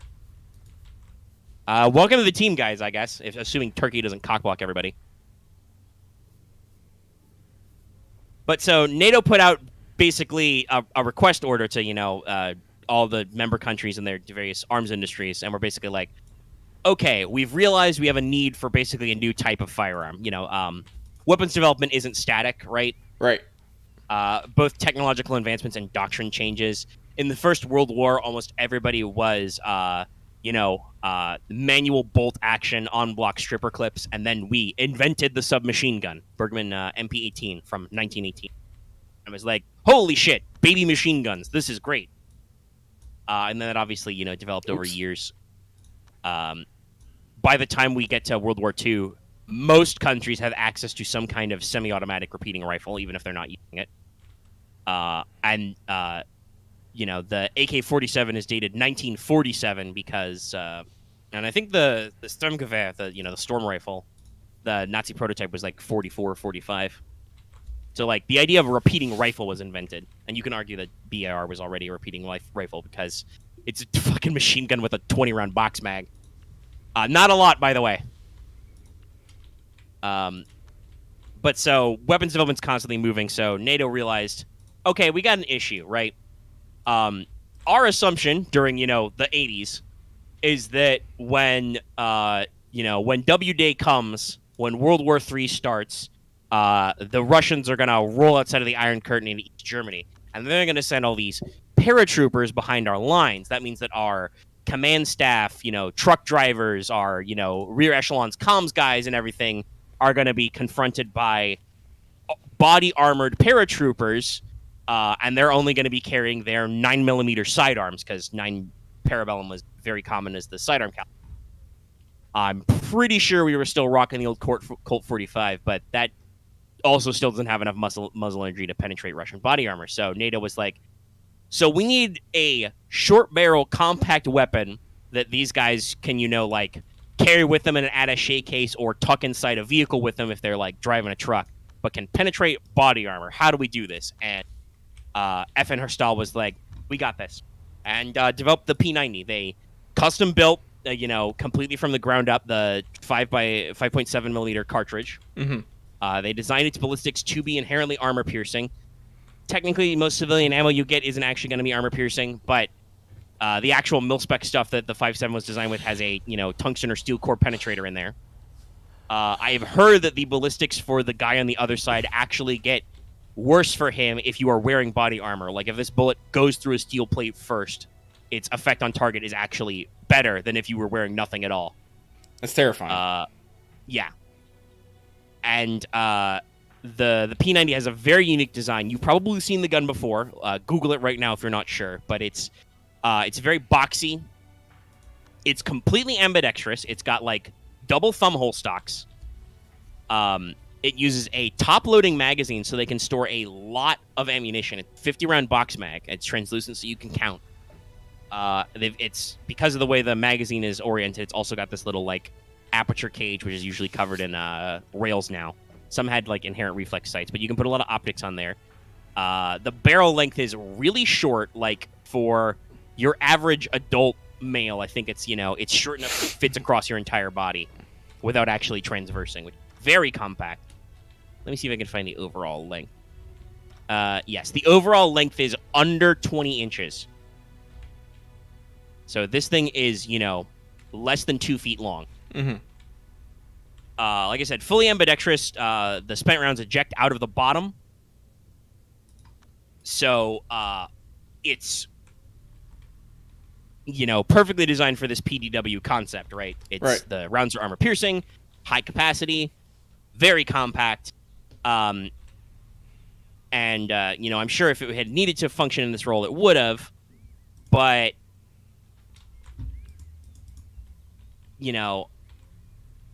there was basically no need for it as planned. It ended up going a lot of places because as a short-barreled rifle, the 5.7 round has a great performance and is good against body armor. It's very popular with a shitload of law enforcement agencies and various units for like close quarters fighting work.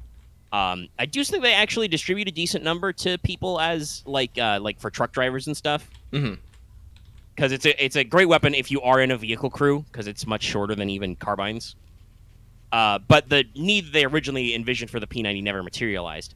There was also, I believe, some talk about standardizing, like replacing pistol caliber rounds like 9mm with like PDW rounds, competing with Heckler & Koch's entry into this was the MP7, by the way, which also uses a little tiny baby rifle round. It's 4.6mm, I think.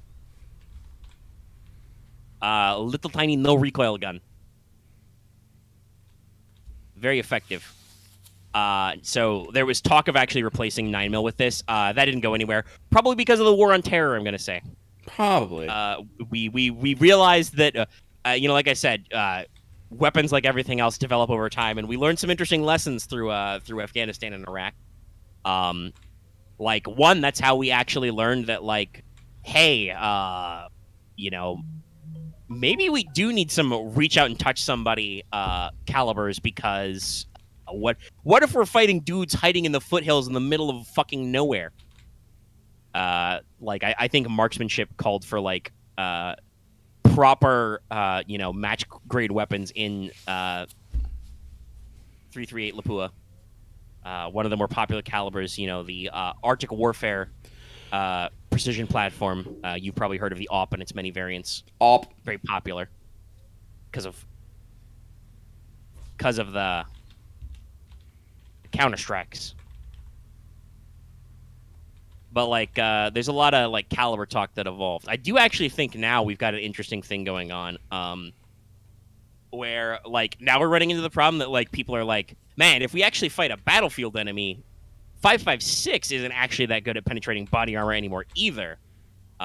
We need to like step that up slightly. So I think there's a lot of talk of going back up to an intermediate caliber. I've seen a lot of 6.8 and 6.5 millimeter floating around in some of the research I did for Delta stuff, which is just kind of like funny how that works out. Like we originally went to 5.56, which is actually a very small bullet. The actual caliber size for that is .223. You may recognize that if you know anything about firearms, that's very close to 22, which is 22 long rifle is very tiny baby bullet. Very tiny. Actual 223 rounds and 5.56 NATO are like bigger than that. They have more powder behind it, but the actual shell that it fires is similarly tiny. We went to that because after the World Wars, this was the idea of the assault rifle, which only there's a lot of talk about like assault weapons bans and stuff, but like the actual term assault rifle just has a very specific military meaning. It is meant to be used for assaults, which is short range engagements out to a couple hundred meters as you are like physically pushing up on the enemy. Because it was realized during the Second World War, gosh, we did a lot of that. And when you're fighting in closer ranges like that, you don't really need a giant fucking bayonet platform like an M1 Garand firing what was called full-size rifle rounds, 30-06, what became 7.62 NATO, 303 Lee Enfield and shit. Like, those are, big boy, sizable rifle bullets that reach out and touch someone. Well, it turns out we didn't really need that much. So, we moved from the M14 and what are now usually called battle rifles taking place at the battle distance to assault rifles. So it's kind of funny that, like, it seems like a lot of, armchair theory crafting these days is, actually, we need to go back. Not quite all the way to 7.62, but we need to step up and find an intermediate cartridge to fire at guys.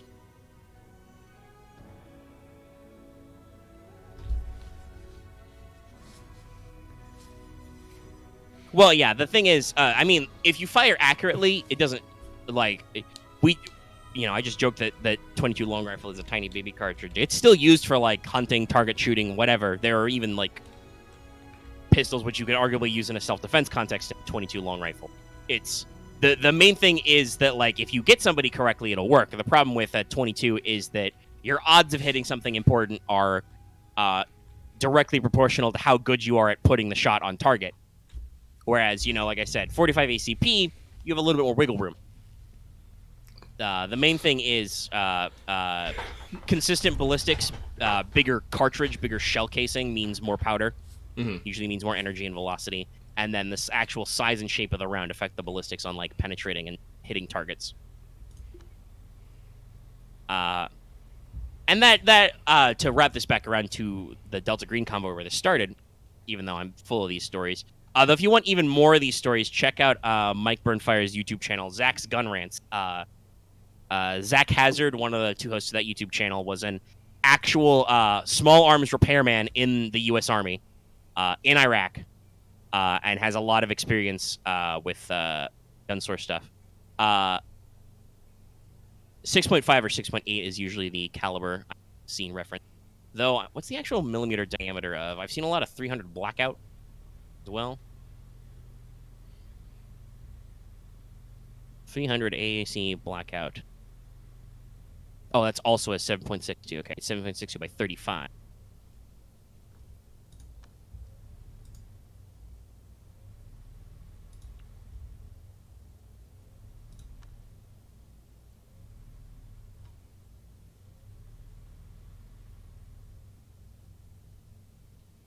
7.35 intermediate cartridge. Use increased performance in shorter barrels and effective subsonic performance. Oh, that's why they call it black. By the way, there's it's called the CIP. Let me actually see what this. Ooh, it's Belgian. It's Commission Internationale Permanente pour le Prive d'Armes et Faux Portatifs. Tatives? I don't know what that last word is. Permanent International Commission for the Proof of Small Arms, usually CIP. But yeah, a lot of actual like calibers you see start off as basically hand loads. Like I think I talked about this. Like I think the FN's 5.7 caliber is like one of the few loads that they like hand designed. Like they actually went all the way back to like picking the size and shell casing and stuff. A lot of others are like necked up or necked down other casings. But there is actually an international like standard office you submit these to, which is how these things go from existent to non-existent, and then go out there. That kind of reminds me of the Millimeter Auto story, if the audience wants to hear that one as well. I mean, go for it. Okay, so this goes back to our funny conversation about arms development. This is about pistol caliber. Pistols. So the way I understand it is, let me actually see if I can find some dates for this. But basically, the short version is that in the 70s and 80s, I believe, the FBI basically... Yeah, so the 10 millimeter auto was like just a, you know, a little cool cartridge that a company came up with, you know, just as like, hey, check out this cool, you know, got a kind of a, you know, 40 millimeter Magnum cartridge, yeah. It was based on like 30 caliber Remington, so it's like got a little more zip to it than you know, 9mm and even 45. And so the FBI is looking for a new pistol after they had an incident in specifically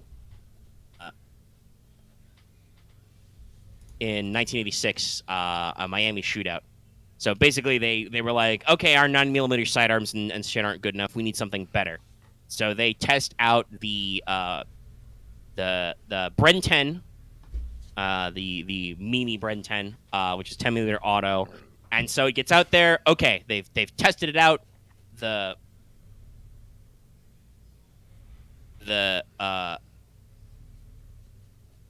You know, they found the actual performance is what they want. It's got more punch to it, more zip. You know, it hits the targets harder. We're officially adopting it. Cool, great. Everybody's going to be 10mm auto. And there's a shitload of 10mm auto clone guns and stuff during the late 80s, and everybody's like, oh my god, this is going to be the next best thing.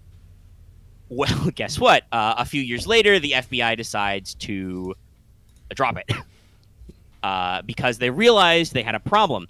When they actually were like, okay, we're adopting this cartridge. Here's your new handgun officers, you know, and agents and everybody. They thought it was going to be a huge revolution. There were two issues. One, 10mm automatic has a bigger recoil than we just talked about. How like 45 ACP has a like an arguable anecdotal better performance because of the lower recoil. Shooters feel they're more accurate. Yeah. 10mm auto has a lot bigger kick, and because it's a big cartridge, the guns chambered in it, if you had small hands, were big. They were bulky. They were not comfortable to shoot. So the FBI basically realized, oh shit, we've invested all this stuff in this new cartridge, you know, and made it all super popular, and it's not good enough to standardize. What can we do about this? So Smith & Wesson comes in and designs 40 Smith & Wesson. It's the same size of bullet, but the cartridge is shorter, so there's less powder in there. And they even use like lower level powder, which leads to the joke. I think I first heard this from Zach Hazard himself. 40 short and weak because they literally shortened and weakened the cartridge. The unfortunate funny thing is, after all that effort and basically 2 rounds of adoption drama, the 40 Smith & Wesson ballistically doesn't do anything that you don't already get out of 9mm or 45 ACP. It's a pure matter of personal preference and what you've got lying around. That's why I always have trouble like figuring out bullets and cartridges. I'm just all like, what is the difference? There is none. I'm just like, then why is there so many? And like I said, Delta Green's actually very on point with that rules-wise, where it's just like, yeah, no, a medium pistol, if you're using a standard law enforcement pistol, 40 Smith & Wesson, 9mm or 45 ACP, it does about this much damage. That's the performance you can expect. Mm-hmm. And, you know, the main thing, like I said, and the reason why in my notes I've jotted down the caliber for a lot of these things is, you know, thinking about, like, spare ammo and shit. Mm-hmm. Because, you know, sometimes you've got a lot. Because this reminded me of something after I wrote the accessory rules and we were talking about the nitty-gritty. I was like, by the way, I want to remind everybody that your special operator, the Navy SEAL, is, I'm pretty sure, pretty kitted out. And then I actually dug up the tools of the trade paragraph, right, which explains what kind of gear agents should be commonly expected to be carrying in the field. You know, for most federal agents, it's like windbreaker, Kevlar, regular gun, maybe a backup gun, you know, an agency pistol, and then a personal one. The special operator gets a, you know, light carbine, something in 5.56, with suppressor, with laser, with hollow sight. No underbarrel, at least, but, you know, like that whole rigmarole. Uh-huh. Oh, and, you know, 6 spare mags and a chest rig. Just want to remind everybody about that. Cool. Yeah. Wow, now that means, though, if you've got something that'll take NATO Stanag magazines, you got a shitload of those floating around without needing to buy anymore.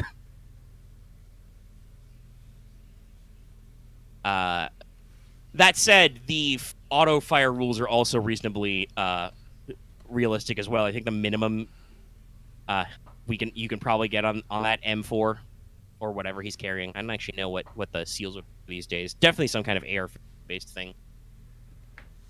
But I think short burst, the shortest you can get something in full auto is like 5 bullets. So you've got 6 short bursts. If you want to actually do like suppressing fire on an area, you got to use bigger areas. You know, a long spray or a short spray. But still, it's like, damn, 6. Jeez, there's no softball in here. Nope. I mean, it makes sense. They even talk about in the Handler's Guide about how we should not necessarily consider, like, unnatural creatures and entities balanced, quote-unquote. But it's very funny to just be like, damn, they just, like, you got all the stuff. Not that he can, like, casually wield it because that'll cause problems.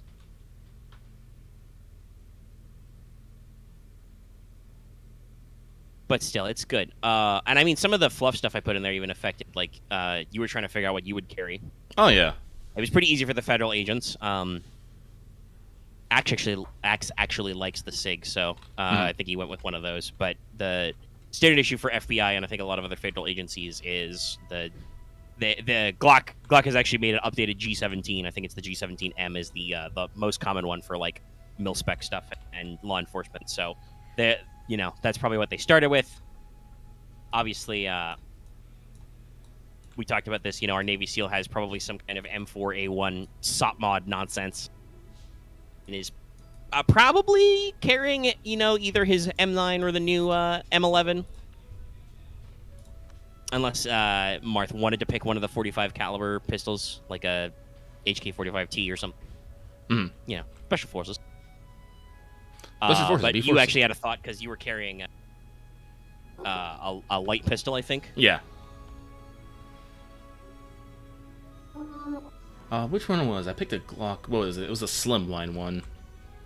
What was it? I'm scrolling up. Because I did like sit down and decide what would my entire like loadout probably be eventually. I think it was the G42 slimline. Yeah. 80 CP. Yeah. That sounds Yeah, better. you asked a couple questions about it, and I was like, I mean, you got some, you know, different mag size or performance. Beretta makes Cheetah, which is the Model 80, which is a 80. Basically like a, bless you, you know, baby M92. There's always the Walther PPK, of course. The classic. Oof. But, you know, a modern slimline Glock you fit into a boot heel or a belt strap or something, probably.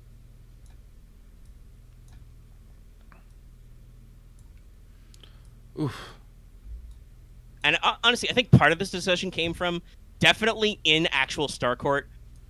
Me and Dallas spent way too long trying to figure out what rifle he would be carrying. Because he specifically was like cowboy gun, and I'm like, okay, Winchester, and as both he discussed on mic and I read up, about a bajillion of them. A bajillion. Winchester has produced a lot of models. I think probably the 1894, the quote-unquote gun that won the West. That's in 30-30 Winchester. Apparently a very common deer gun. That would probably be what we go for.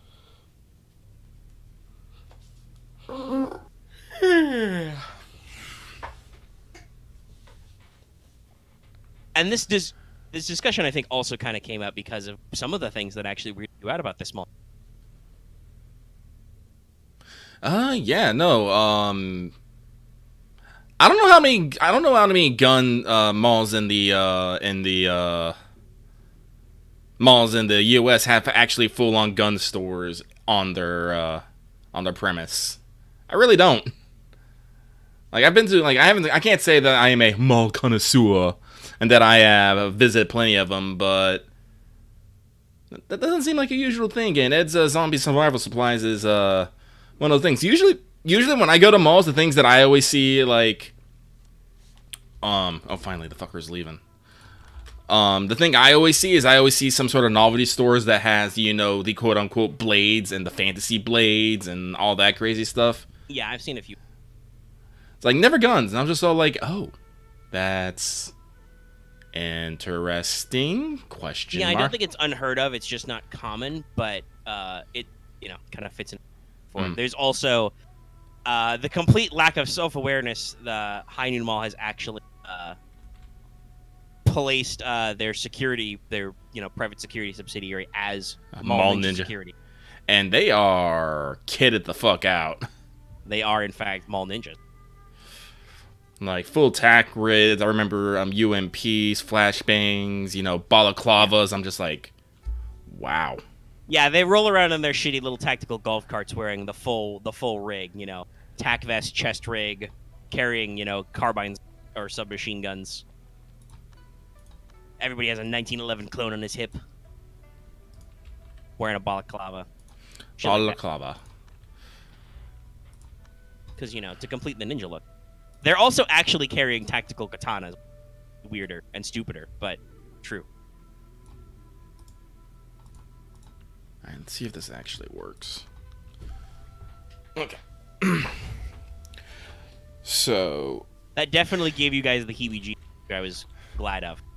Well, yeah, like, being called a mall ninja and being your, you know, ye old mall security, carrying probably more iron than, you know, your local police force on a regular day.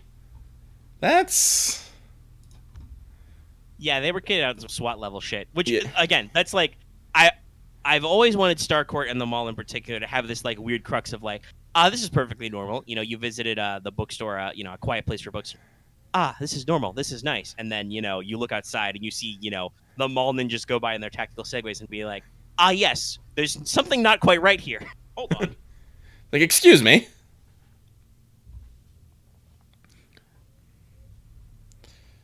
So I'll be glad to get back to that. Oh, yeah, me too. I'm excited. Aaron said that he has cleaned up all further complications at work. Very nice. But yeah, that'll be pretty good. Hopefully we won't derail too much in the picking thing, but this should Oh, no, I'm pretty sure Dallas is going to have some weird-ass idea, go herring off, not listen to anyone, says, I'm fucking doing this, and then we have to stop. I mean, he's already going herring off. The man is a lunatic, but he is committed. He is going to live in the woods. God damn it. I really hope you guys at least waits until you guys find wherever the EPA guy stashed his shit, because you were told he carried extra environmental science gear with him. Yeah. So at the very least, if he has to go off on his own, he could do something productive. Though I personally do need to. Like, I hope something just comes up and just slaps him in the face. I need to remember because Dallas was very check. He might. I didn't bring it up last time because, you know, we were winding down. We were like, shit, dude, we've been going for 4 hours. Fuck. So I gotta remind it. I'll see what his level searchifying and seeing things. And then you guys go about your business. Then we go about our business. I mean, at this point, you need to be concerned about the Loveland Frog. Oh, yeah, I should actually mention, I don't think I've said this on air yet. I talked about it with the guys, but I did technically fire the orbital ret cannon. Oh. Dallas actually brought up, and I have no fucking idea how I missed it. But the town name I used was Pleasant View. No, Plainville. Pleasant View is the new one. I used Plainville. Dallas brought up, is this in any way related to Plainsville, Ohio? And somehow I was like, I completely missed that there is a Plainsville suburb of Cleveland. It is not meant to be like Plainsville because the actual town of Plainsville, Ohio, is coastal. It's on the Great Lakes. This is meant to be inland in the middle of nowhere.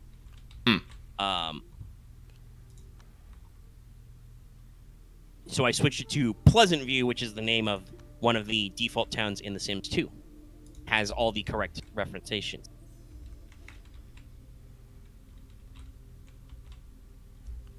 But Dallas needs to worry about shit like the Loveland Flog, South Bay Bessie.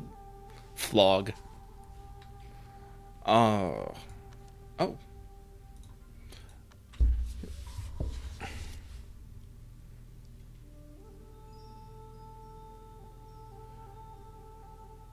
Yeah, no, but I tried. We all tried. We're like Dallas, and he's like, no, I'm living in the woods. You said his disorder is anxiety/paranoia, right? Or something yeah, I believe he has anxiety. Yeah, anxiety.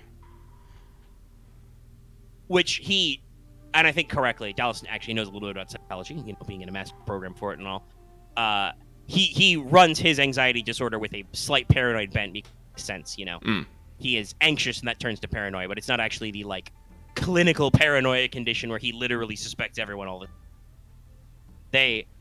His character is paranoid, but he does not have a paranoia-like disorder. He has an anxiety disorder, which itself in some forms of being paranoid and suspicious and wanting to. No, but again, I'm very excited. Ohio cryptid article to the Secret Tabletop Cabal chat. Shit. Some parts of Ohio think they got Mothman as well.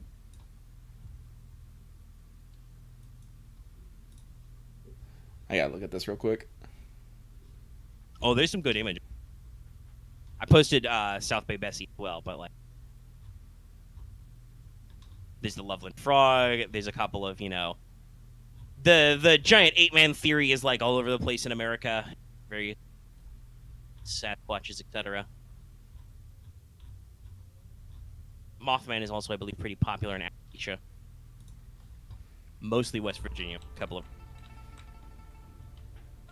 sea monsters are pretty good. There's that one, fucking there's supposed to be a giant octopus Homa that got to try and work into a Delta Green some. Mostly because octopodes are fucking terrifying. What was it again? I'm sorry, I think there's allegedly a giant octopus living in a lake in. Oh. Terrifying. The Legend of the Oklahoma Octopus. It's usually called Oklahoma Octopus, generally said to inhabit 3 lakes. Lake Thunderbird, Lake Oogla, and Lake Tenkiller. You could not pick better fucking cryptid lakes. I bet somebody just found Lake Thunderbird and was just like, yo, dog, there gotta be a cryptid here, right? You can't just call it Lake Thunderbird. Not be talking about no octopus.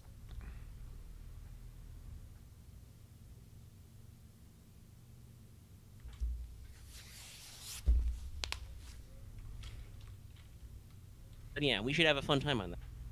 I'm excited.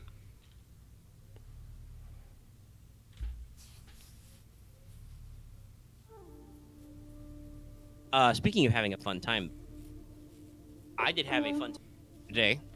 Oh? Yeah, this will probably turn into a multi-part story, so let me get on the bits. So, number one. Sorry, I just realized I have a glass bottle. Smudging the label initial on it. Completely. Okay. We're gonna have to find the new marker and redraw that. Yeah, we're trying to sterilize glass bottles rather than make so much recycling waste. I think I might have to rinse this off a little better, though. Staying there a little. Or just need to drink water faster. But, so, part number one.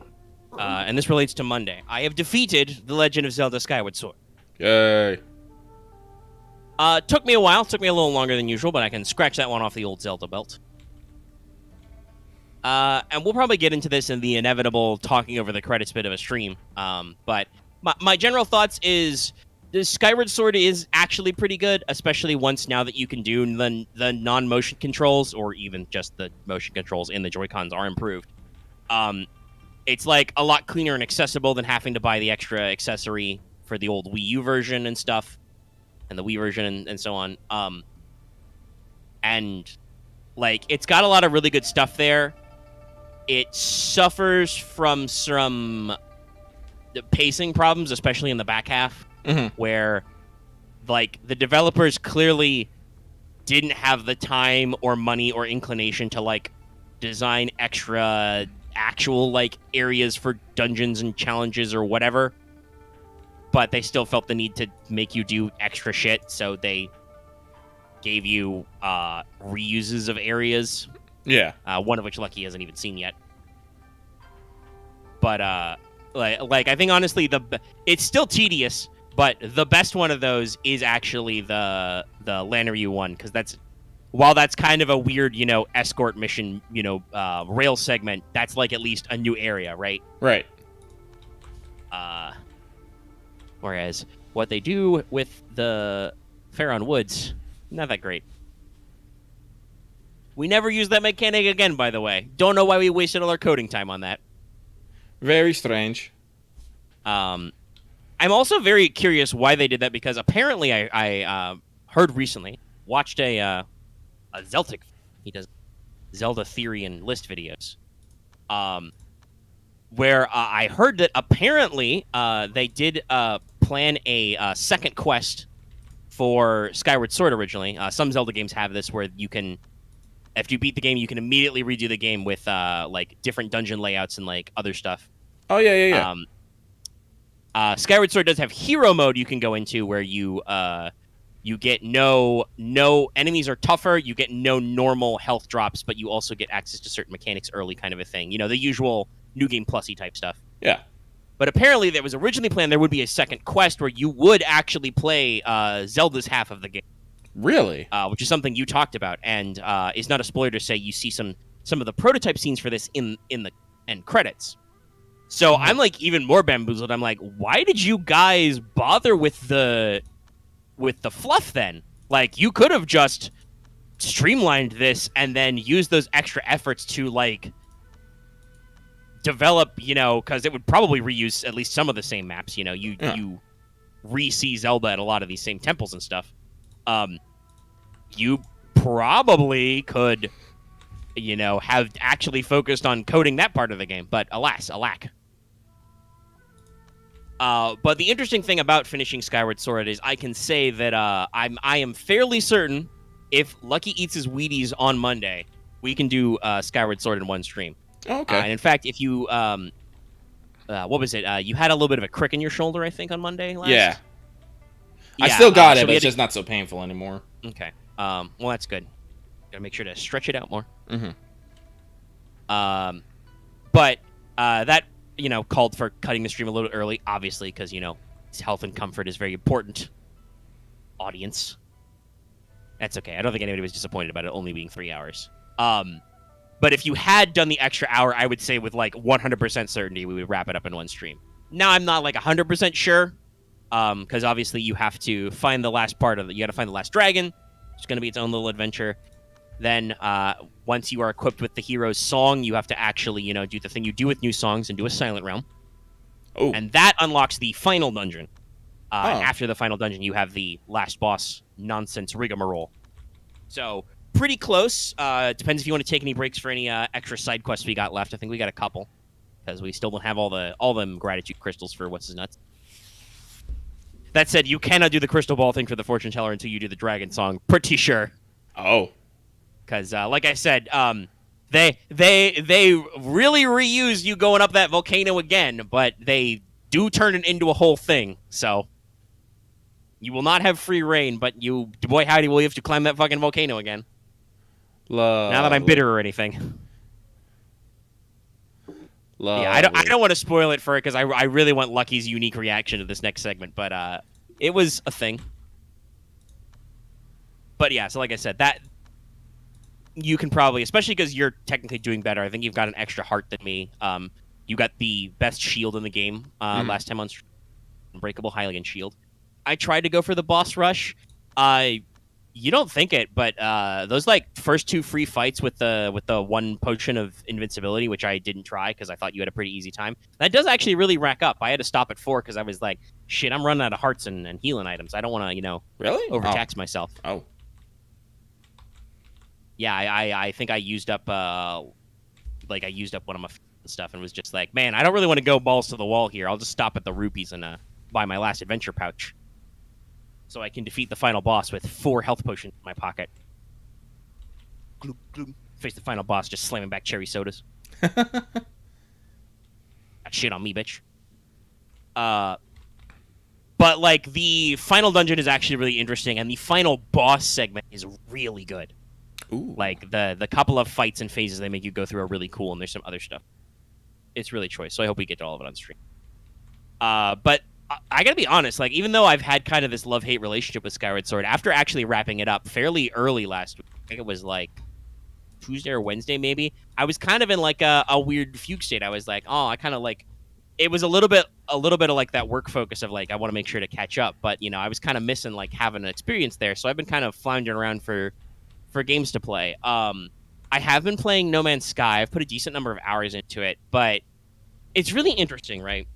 No Man's Sky is a game that on its surface and in its general construction is really the kind of game that will absolutely suck me in, right? Right. Because you just wander around weird space planets, analyzing and shooting space minerals with your laser, and then you like pick up some stuff and build some stuff. But I feel like it's paced kind of weird for advancement. Like there is a sense of advancement, but it's very vague. And I don't know if it's just the tutorial is like really long and handholdy. Like I think I am technically still in some of the tutorial segments, even though I have like unlocked the ability to travel between solar systems. It's still giving me like very weird, obvious missions, like track down this signal from this guy. Now build this thing. So I don't know if it's just like the opening pacing's a little weird. So the way I feel about it is like, yeah, there's stuff to do. Like I bummed around for several hours the other day just getting the kind of unlock currency so I can unlock a solar panel so my base could have power and not having me constantly need to feed oxygen into a generator, which doesn't even make any goddamn sense, by the way. It's a biomass generator. I mean, maybe it's already got the biomass in it, but it's called a biomass generator, and I believe it burns oxygen. Or did it take carbon? If it take carbon, that kind of makes sense. It was but something. you literally have you literally have hydrogen and dihydrogen. You should be burning that. That's fuel. Anyway. So like it's No Man's Sky is what I'm getting at. It's simultaneously a game that's like really easy for me to like just kill a couple of hours in, but not good at making me feel like, man, I really want to play some No Man's Sky right now, right? Right. Like it's not like gripping, it's very relaxing. It's if I'm just like, fuck, I don't want to do anything. I'm just gonna go to space. So I've been kind of hunting around for stuff, and ultimately what I decided on, and I'm very glad I did, I pulled the trigger on Aliens Fireteam Elite for PS5. Oh. It's only $20 on Amazon right now. I got the base 1-day shipping. And I booted up and played it earlier today. I'm very glad because it is hella fun. Really? Yeah, no, I'm having a great time. Now, I'll admit, so for clarity, for my sake of my review, I am playing it on the lowest difficulty because I am playing absolutely solo. Like, I've set it to private and I haven't invited me. Because it is normally a 3-man team. You can do public matchmaking, or you can fill the rest of your team slots with AIs. Your synth buddies, your AI men, who look like working Joes, basically, are really stupid. Several times I have seen them hit themselves in the face with an incendiary grenade. Like, they bounce it off a box and just doink. And I'm just like, good job, Beta. But they have, like, unlimited heals they can do themselves or give you on a cooldown, so that's nice. And they generally shoot in the place of aliens. So I'm not exactly going to my fullest. And part of the reason why I'm playing on casual is just so I can like experience the game a little low stress, because especially now that I've played it, I do really think we might want to consider streaming this sometime. Okay. Perhaps from like Like if you want to get in the big gameplay after we play Great Ace Attorney for 5 million, we could maybe do like fire team or something, and like you like in the driver's seat, and I'll ride shotgun with a little bit of the campaign knowledge. So I've been slow rolling it a little bit, but I'm having a lot of fun. I can't really talk in depth yet. I did the first campaign of several, and there's like special challenges and modifiers and stuff, so there's replay value. But I have only tried it out with one class, the technician. It is class based. There are a total of 6 classes in the game now because they added some with some of the extra season stuff. Okay. One of which I think sounds pretty cool. I think it's Lancer. Lets you get a heavy weapon and close quarters weapon, and you get some other cool tools. But I played through the first campaign with Technician. Technician, you get a pistol and a close quarters weapon, which I mained the shotgun. You do unlock an SMG pretty early, but I've been maining the shotgun because it's fucking great. But the other thing you get as a Technician is you get a sentry gun. You get a repeatable deployable sentry turret, which is really great because it's a three-man team horde shooter, third person, against aliens, and the enemies are just xenomorph variants. You've got your usual runners, who are the Alien 3 aliens. They're fast, low to the ground, and they come in bulk. They will boil out of every single gap in the floor, ceiling, and walls. Ooh. Which is, like I said, why I love the shotgun, because it's just I don't even aim most of the time. I just hip slam fire, just boom, boom, boom, mag dump. There's a very satisfying animation when you actually down a xenomorph. There's a little red X that appears over the one you killed, so you got him. Because sometimes those guys will trick you. Oh. But then there's also a variety. There are like spitters who spit acid at you from long range. There are bursters who are like suicide xenomorphs. They explode if they get too close. There are prowlers who like to ambush you and take you to the ground where you got to like do a QTE and not get got. Actual like aliens are called drones, and those are the like 8-foot tall Terminator motherfuckers, and they're a little bullet spongy. Like they'll actually take some hits before they go. Not that you can't handle it, playing a Colonial Marine and all, but it takes a little bit more. And they upgrade to the biggest alien I've seen so far are warriors, who are actually like combat forms. They're pretty agile. They'll actually like you tag them a little bit, they'll duck away and try and like flank you. So there's a wide variety of enemies. The Technician's big thing is you have, like I said, pistol and shoddy. The shoddy is great. You can unlock different, adjustments and stuff. I've already bought an alloyed magazine tube. Gives me more bullets and faster reload. Because I have run out of shotgun ammo before in this horde shooter. All right, like I have dumped everything I've got. I love fire. It's fun to play. But you get access to the sentry turret, and the other thing is you get access to not quite. I think they're called shock nets. They're thrown like a grenade. They don't actually explode. They kind of stick to the surface for a little bit, and then they send out these like electroshock waves, which will slow down Xenos and make them easier to see. Also, by the way, shout out to the game making it canon. They actually call them Xenos or bugs, because you've got a mouthy Hispanic staff sergeant on the radio who swears in Spanish as you get mobbed by aliens, and I'm like, Staff Sergeant, I don't feel like you were the one who should be cussing here. It should be me. And you have a caddy dropship pilot, who at one point, as you're doing the extract on mission 3, is like tells you to go do things around the hangar, as you're being mobbed by xenomorphs. And at one point with me, she was like, cycle the locks now, and I'm like, bitch, I will fly home without you if you don't give me some lip. I am fighting for my life out here, okay? It is me, this weird doctor we found, and 2 androids. And like I said, they're stupid. They're like accurate shooters, but they're dumb. But there's a wide variety of weapons. Like just doing the basic campaign and like leveling up a couple of times, I've unlocked, you've got, the smart gun as one of your default loadouts. There's the flamethrower. There's a, 50 caliber Magnum handgun, because, Halo exists. You've got the shoddy, the pulse rifle, the classic. There's an SMG I've unlocked. There's a burst fire rifle, all kinds of usual stuff. There seems like there's a decent, non-premium, back half to buy cosmetics and new weapons and attachments and shit, with the credits you earn. It seems to have a fairly decent customization of visuals. You've got a little like right when you boot up the game, you've got new Colonial Marine enlistment, so you know pick your appearance as feminine or masculine. I'm playing a hot redhead Marine with a shotgun. You can pick your voice pack. They say all the Marine things. And then you also get access to cosmetics like different uniforms. I am currently Sans helmet because, you know, this is an Aliens movie. You can't wear a hat. It's not heroic. But you've got a couple of different choices. You can get like different caps, uniform layouts, decals, weapon colors. So it seems like there's a decent back end to play. And like I said, I just breezed through the first campaign, the 3 campaign missions, first like self-contained campaign, and it's a lot of fun. Like, and even on casual, it's not like a literal cakewalk. Like, while I was still learning the game, I still have to deal with shit like, I've gotten too close to a guy who will tackle me and beat me up.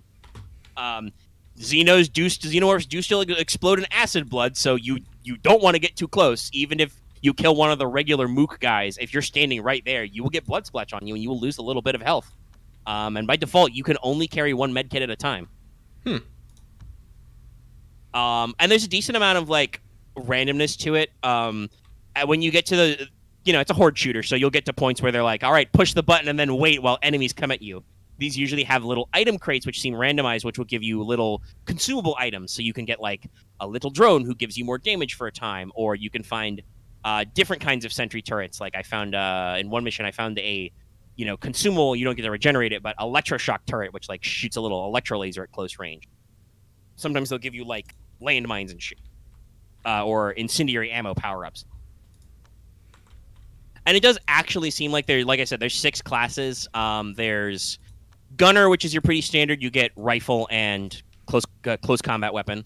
And you get like special units. There's Doc for, you know, medic and stuff and buffing teammates. There's Demolisher, which is, I think, assault rifle and heavy weapon. And they're all just about damage, I think, damage, DPS. Deeps. And I think they have like rocket launcher and stuff. A little baby rocket launcher.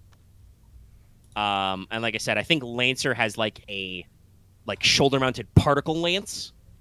So they're like your nuker. They have like 1 big damage hit on priority targets, and they have to recharge that one. But they get close quarters and heavy weapon. I think I'm gonna rock that for campaign 2. I'm gonna use my flamethrower and my shotty.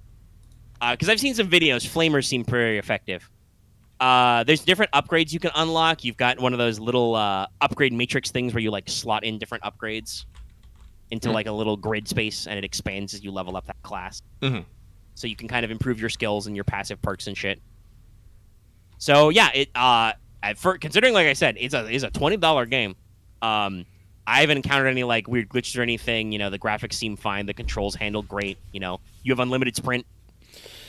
You do have a stamina for dodge rolls, but you can sprint as much as you like. I frequently hustle down long hallways in the dark, just sprinting with my shotgun. Especially when, you know, the staff sergeant's like, Marines, get in the elevator, and I'm like, time to go! Let's hustle! So yeah, I'm having a lot of fun. Like I said, I think I only had enough time to clock in like an hour or 2 before we got started, but I'm 100% going back there after we're done with this. I think I might try it too, honestly. Yeah, like I said, it's pretty rad. Fuck it. Me. You know, and it's got, it has private lobbies. You know, you can set matchmaking to private. You can invite people. If you don't have the people, you can just go with an AI. So it seems like a reasonably fun time to have. And like I said, I'm the different level of the, like, you've got 6 classes to pick from and level up. And you've got like a wide variety of weapons and stuff, it looks like. And it's actually like, so far it actually seems like also a decent entry into the Aliens franchise. Like, you know, you go to a space station to start with, or a ship, I think. They talk about how it used to be owned by Steegson. There's some working Joes. Thank God they are deactivated. Fuck those guys. Ooh. But like, so there's all these little lore bits. I think there's some tie-ins to like some of the stuff from like Prometheus or Covenant. You know, you're playing Colonial Marines again, and unlike the game Colonial Marines, it's actually good. You know, there's a little back on your ship. There's a little home base area where you can actually like talk to some of the NPCs, get their dialogue and stuff. Your ship comes equipped with a robot therapist. What the fuck was her title? Let me actually see if I can find it. Because it was something like was it like military family aid counselor or something? It was like MFAC or something, and I'm just like, wow, no, literally, we have a robot therapist on board. Probably need In one. addition to like being like your heavy lifting and like computing and bullshit, she's also there for you to talk to. And I'm just like, this is a great plan. This is amazing.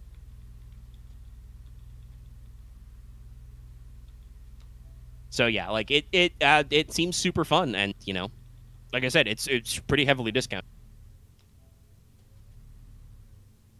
I'm sure I'll have more to say as I actually get a chance to try some more class stuff. But yeah, like I said, had fun.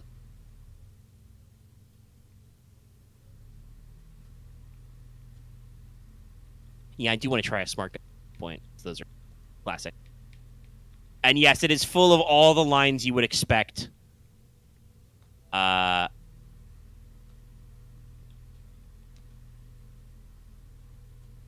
You know, like when you're picking a voice, what voice actor you want for your creative character, you know, one of the lines they may repeat is "Stay frosty," all that shit.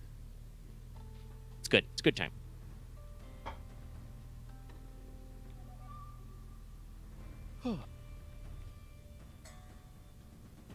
That's what I got on that.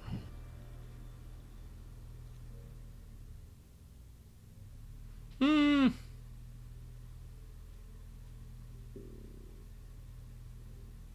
Sorry, I was briefly mesmerized by somebody building some screen, Yeah, they're working on stuff. going from point to point. Oh man, they actually hacking. They have a few add-ons. I'm realizing. Holy shit! What is this?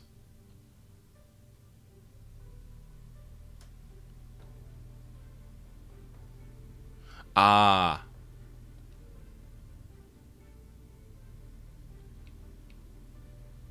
It looks like it's $39.99 on the PlayStation Store, but Yeah, I ordered a physical on Amazon for a little bit less.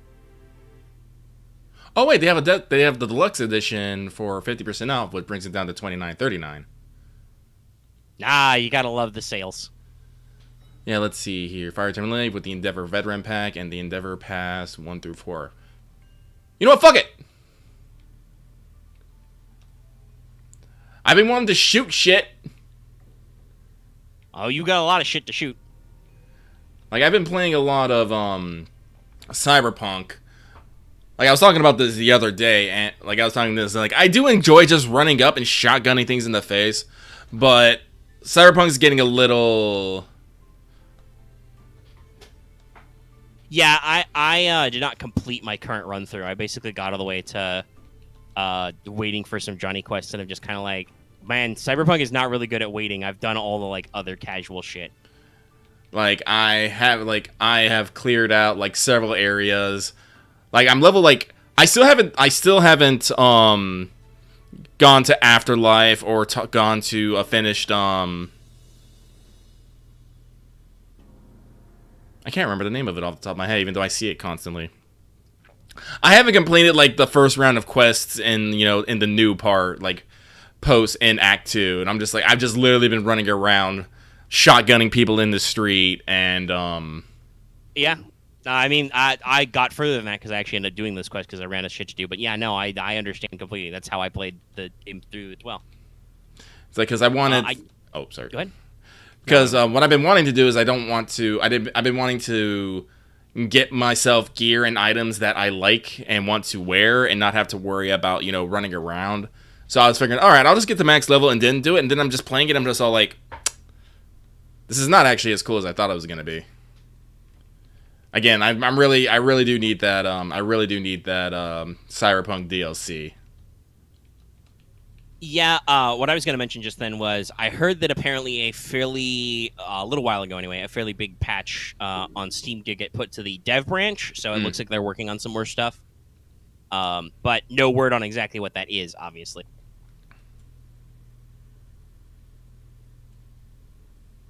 All right, let's just download all this shit.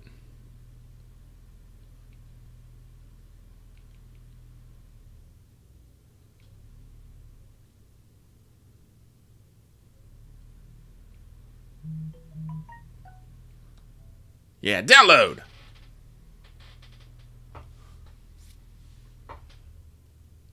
Install.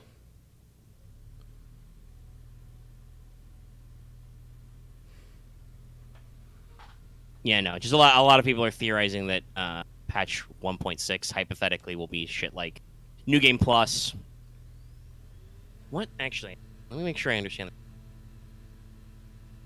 They use the term transmog. Comes from WoW. Who could have guessed?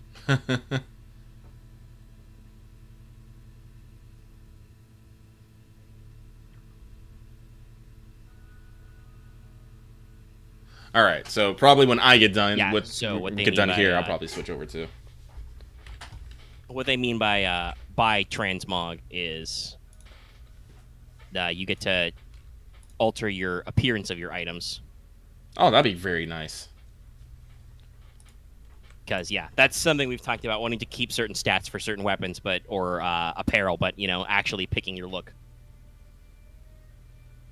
Because you don't really get to super pick in Cyber. Like, you can keep crafting, but you have to be doing a crafting build to do that properly. Otherwise, you're quite limited. Mm-hmm. Like, on the one hand, that one, I think it's Armadillo, just gives you straight up 8 extra armor levels. Like, Yeah. that mod is super OP. Like, you can turn almost anything, but it has to be the right tier, because we've talked at length about how the tiering in mods. Very weird.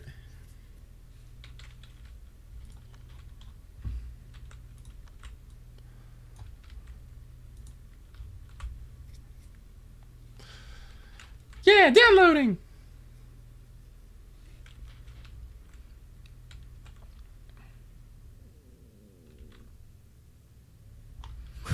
Sweating the windows soon.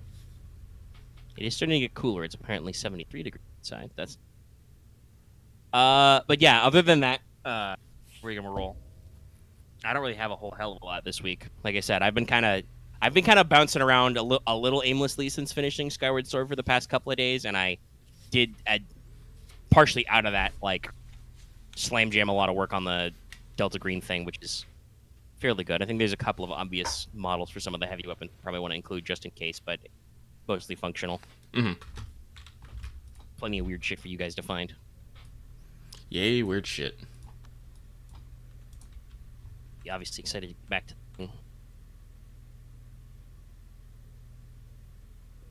Yeah, but no, I think I'm done too. It might be a little short this week, but I think we can call it good here. Yeah, I mean, as usual, I'd love to shill other stuff. Obviously, watch the Delta Green AP, but also check out Yu-Gi-Oh! Prague this week. We switched to MR4. I've got new season, new layouts and stuff. I have to do a little bit of the extra work on that. So, check that out as well. I know those are getting kind of shorter, but it's just one. We've had some skips. Robin was supposed to be in last week, but had to cancel literally last minute because he got called in for a work emergency. Basically, the person on shift that we had a medical emergency about, so he had to scooch in very rapidly, like literally an hour before we got started. So we have less games, but they're actually like really interesting and cool. Please, I swear. Even if I'm kind of salty because I keep getting my ass kicked, but that's a different question. We'll see about that one. I got ideas. I'll work on stuff. Also, obviously, like I said, especially if we do end up finishing it up this upcoming week, do go back and watch the Skyward Sword stream. Like, I still think it's good. We have a lot of jokes about stuff, even if that segment is kind of a little dull. I even came up with a better name after we were done. Gather me, these dragons 3. That would technically have been a spoiler for Lucky, so kind of glad I didn't think of it originally, but it's a better name, so check it out.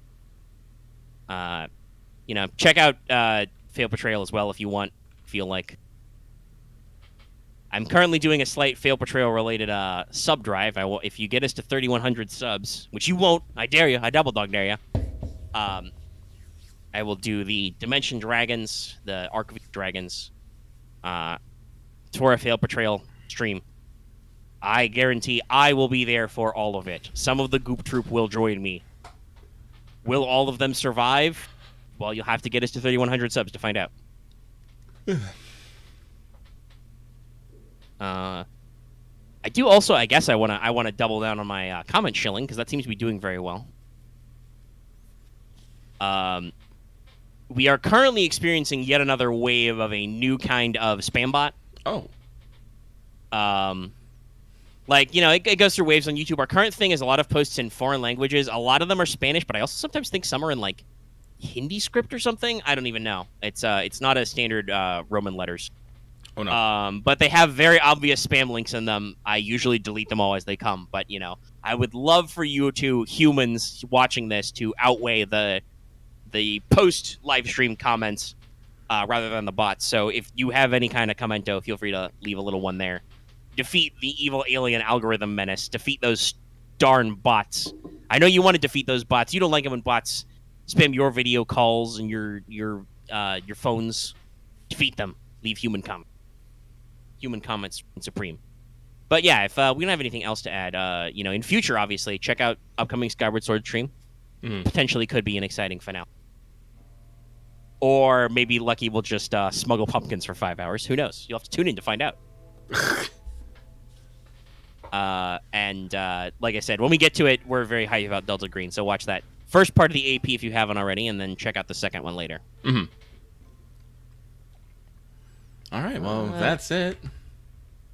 Yeah, time for a regular outro then, I think. Yeah. Hey, so if you're watching this video on YouTube, be sure to give it a like if you liked it. I will shame the 4 of you, possibly, theoretically, who haven't liked the video but are still watching. But give it a like anyway. Helps us out, feeds the algorithm. Leave those comments down below, obviously. If you want to join our Discord, that link is in the video description and our channel page, as always. It's a great place. You can hang out. You can yell about all kinds of video games and stuff. Anime, manga, whatever. Many things. If you are new here and haven't already, and you weren't already incentivized by that other nonsense I said, please sub to us. As we get towards higher subs, I will probably think of other weird, funny things for sub goals. Sub goals. You know, as we do. Also, even if you're already subbed, consider hitting that bell for notifications so you always know when we post a new video or when we stream. Do a decent number of streams every week, post some videos and stuff. So, you know, it's good to stay informed. Make sure you got your notifications on and set to all and all that. And you can also consider joining our channel memberships, get access to membership badges and emotes. You can see it in the chat now. It's a fun time. Apparently, at least YouTube said allegedly you can gift memberships. I don't know for sure if that works. We're like literally got like 5 seconds left in the video, so don't try it out now, but consider it. You can do that. It supports us. You can also support us on Patreon, like I said at the beginning. You can get access to audio versions of our podcasts for as little as $1 a month or roughly $10 a year. You can get access to video releases early, topic polls and stuff. At higher levels, you can listen to us record lists like FTR Flagship Podcast live. All kinds of good stuff. It's a good time. It supports us. It lets us buy bread. And that's everything I've got to say at Yeast for today. No, we're done.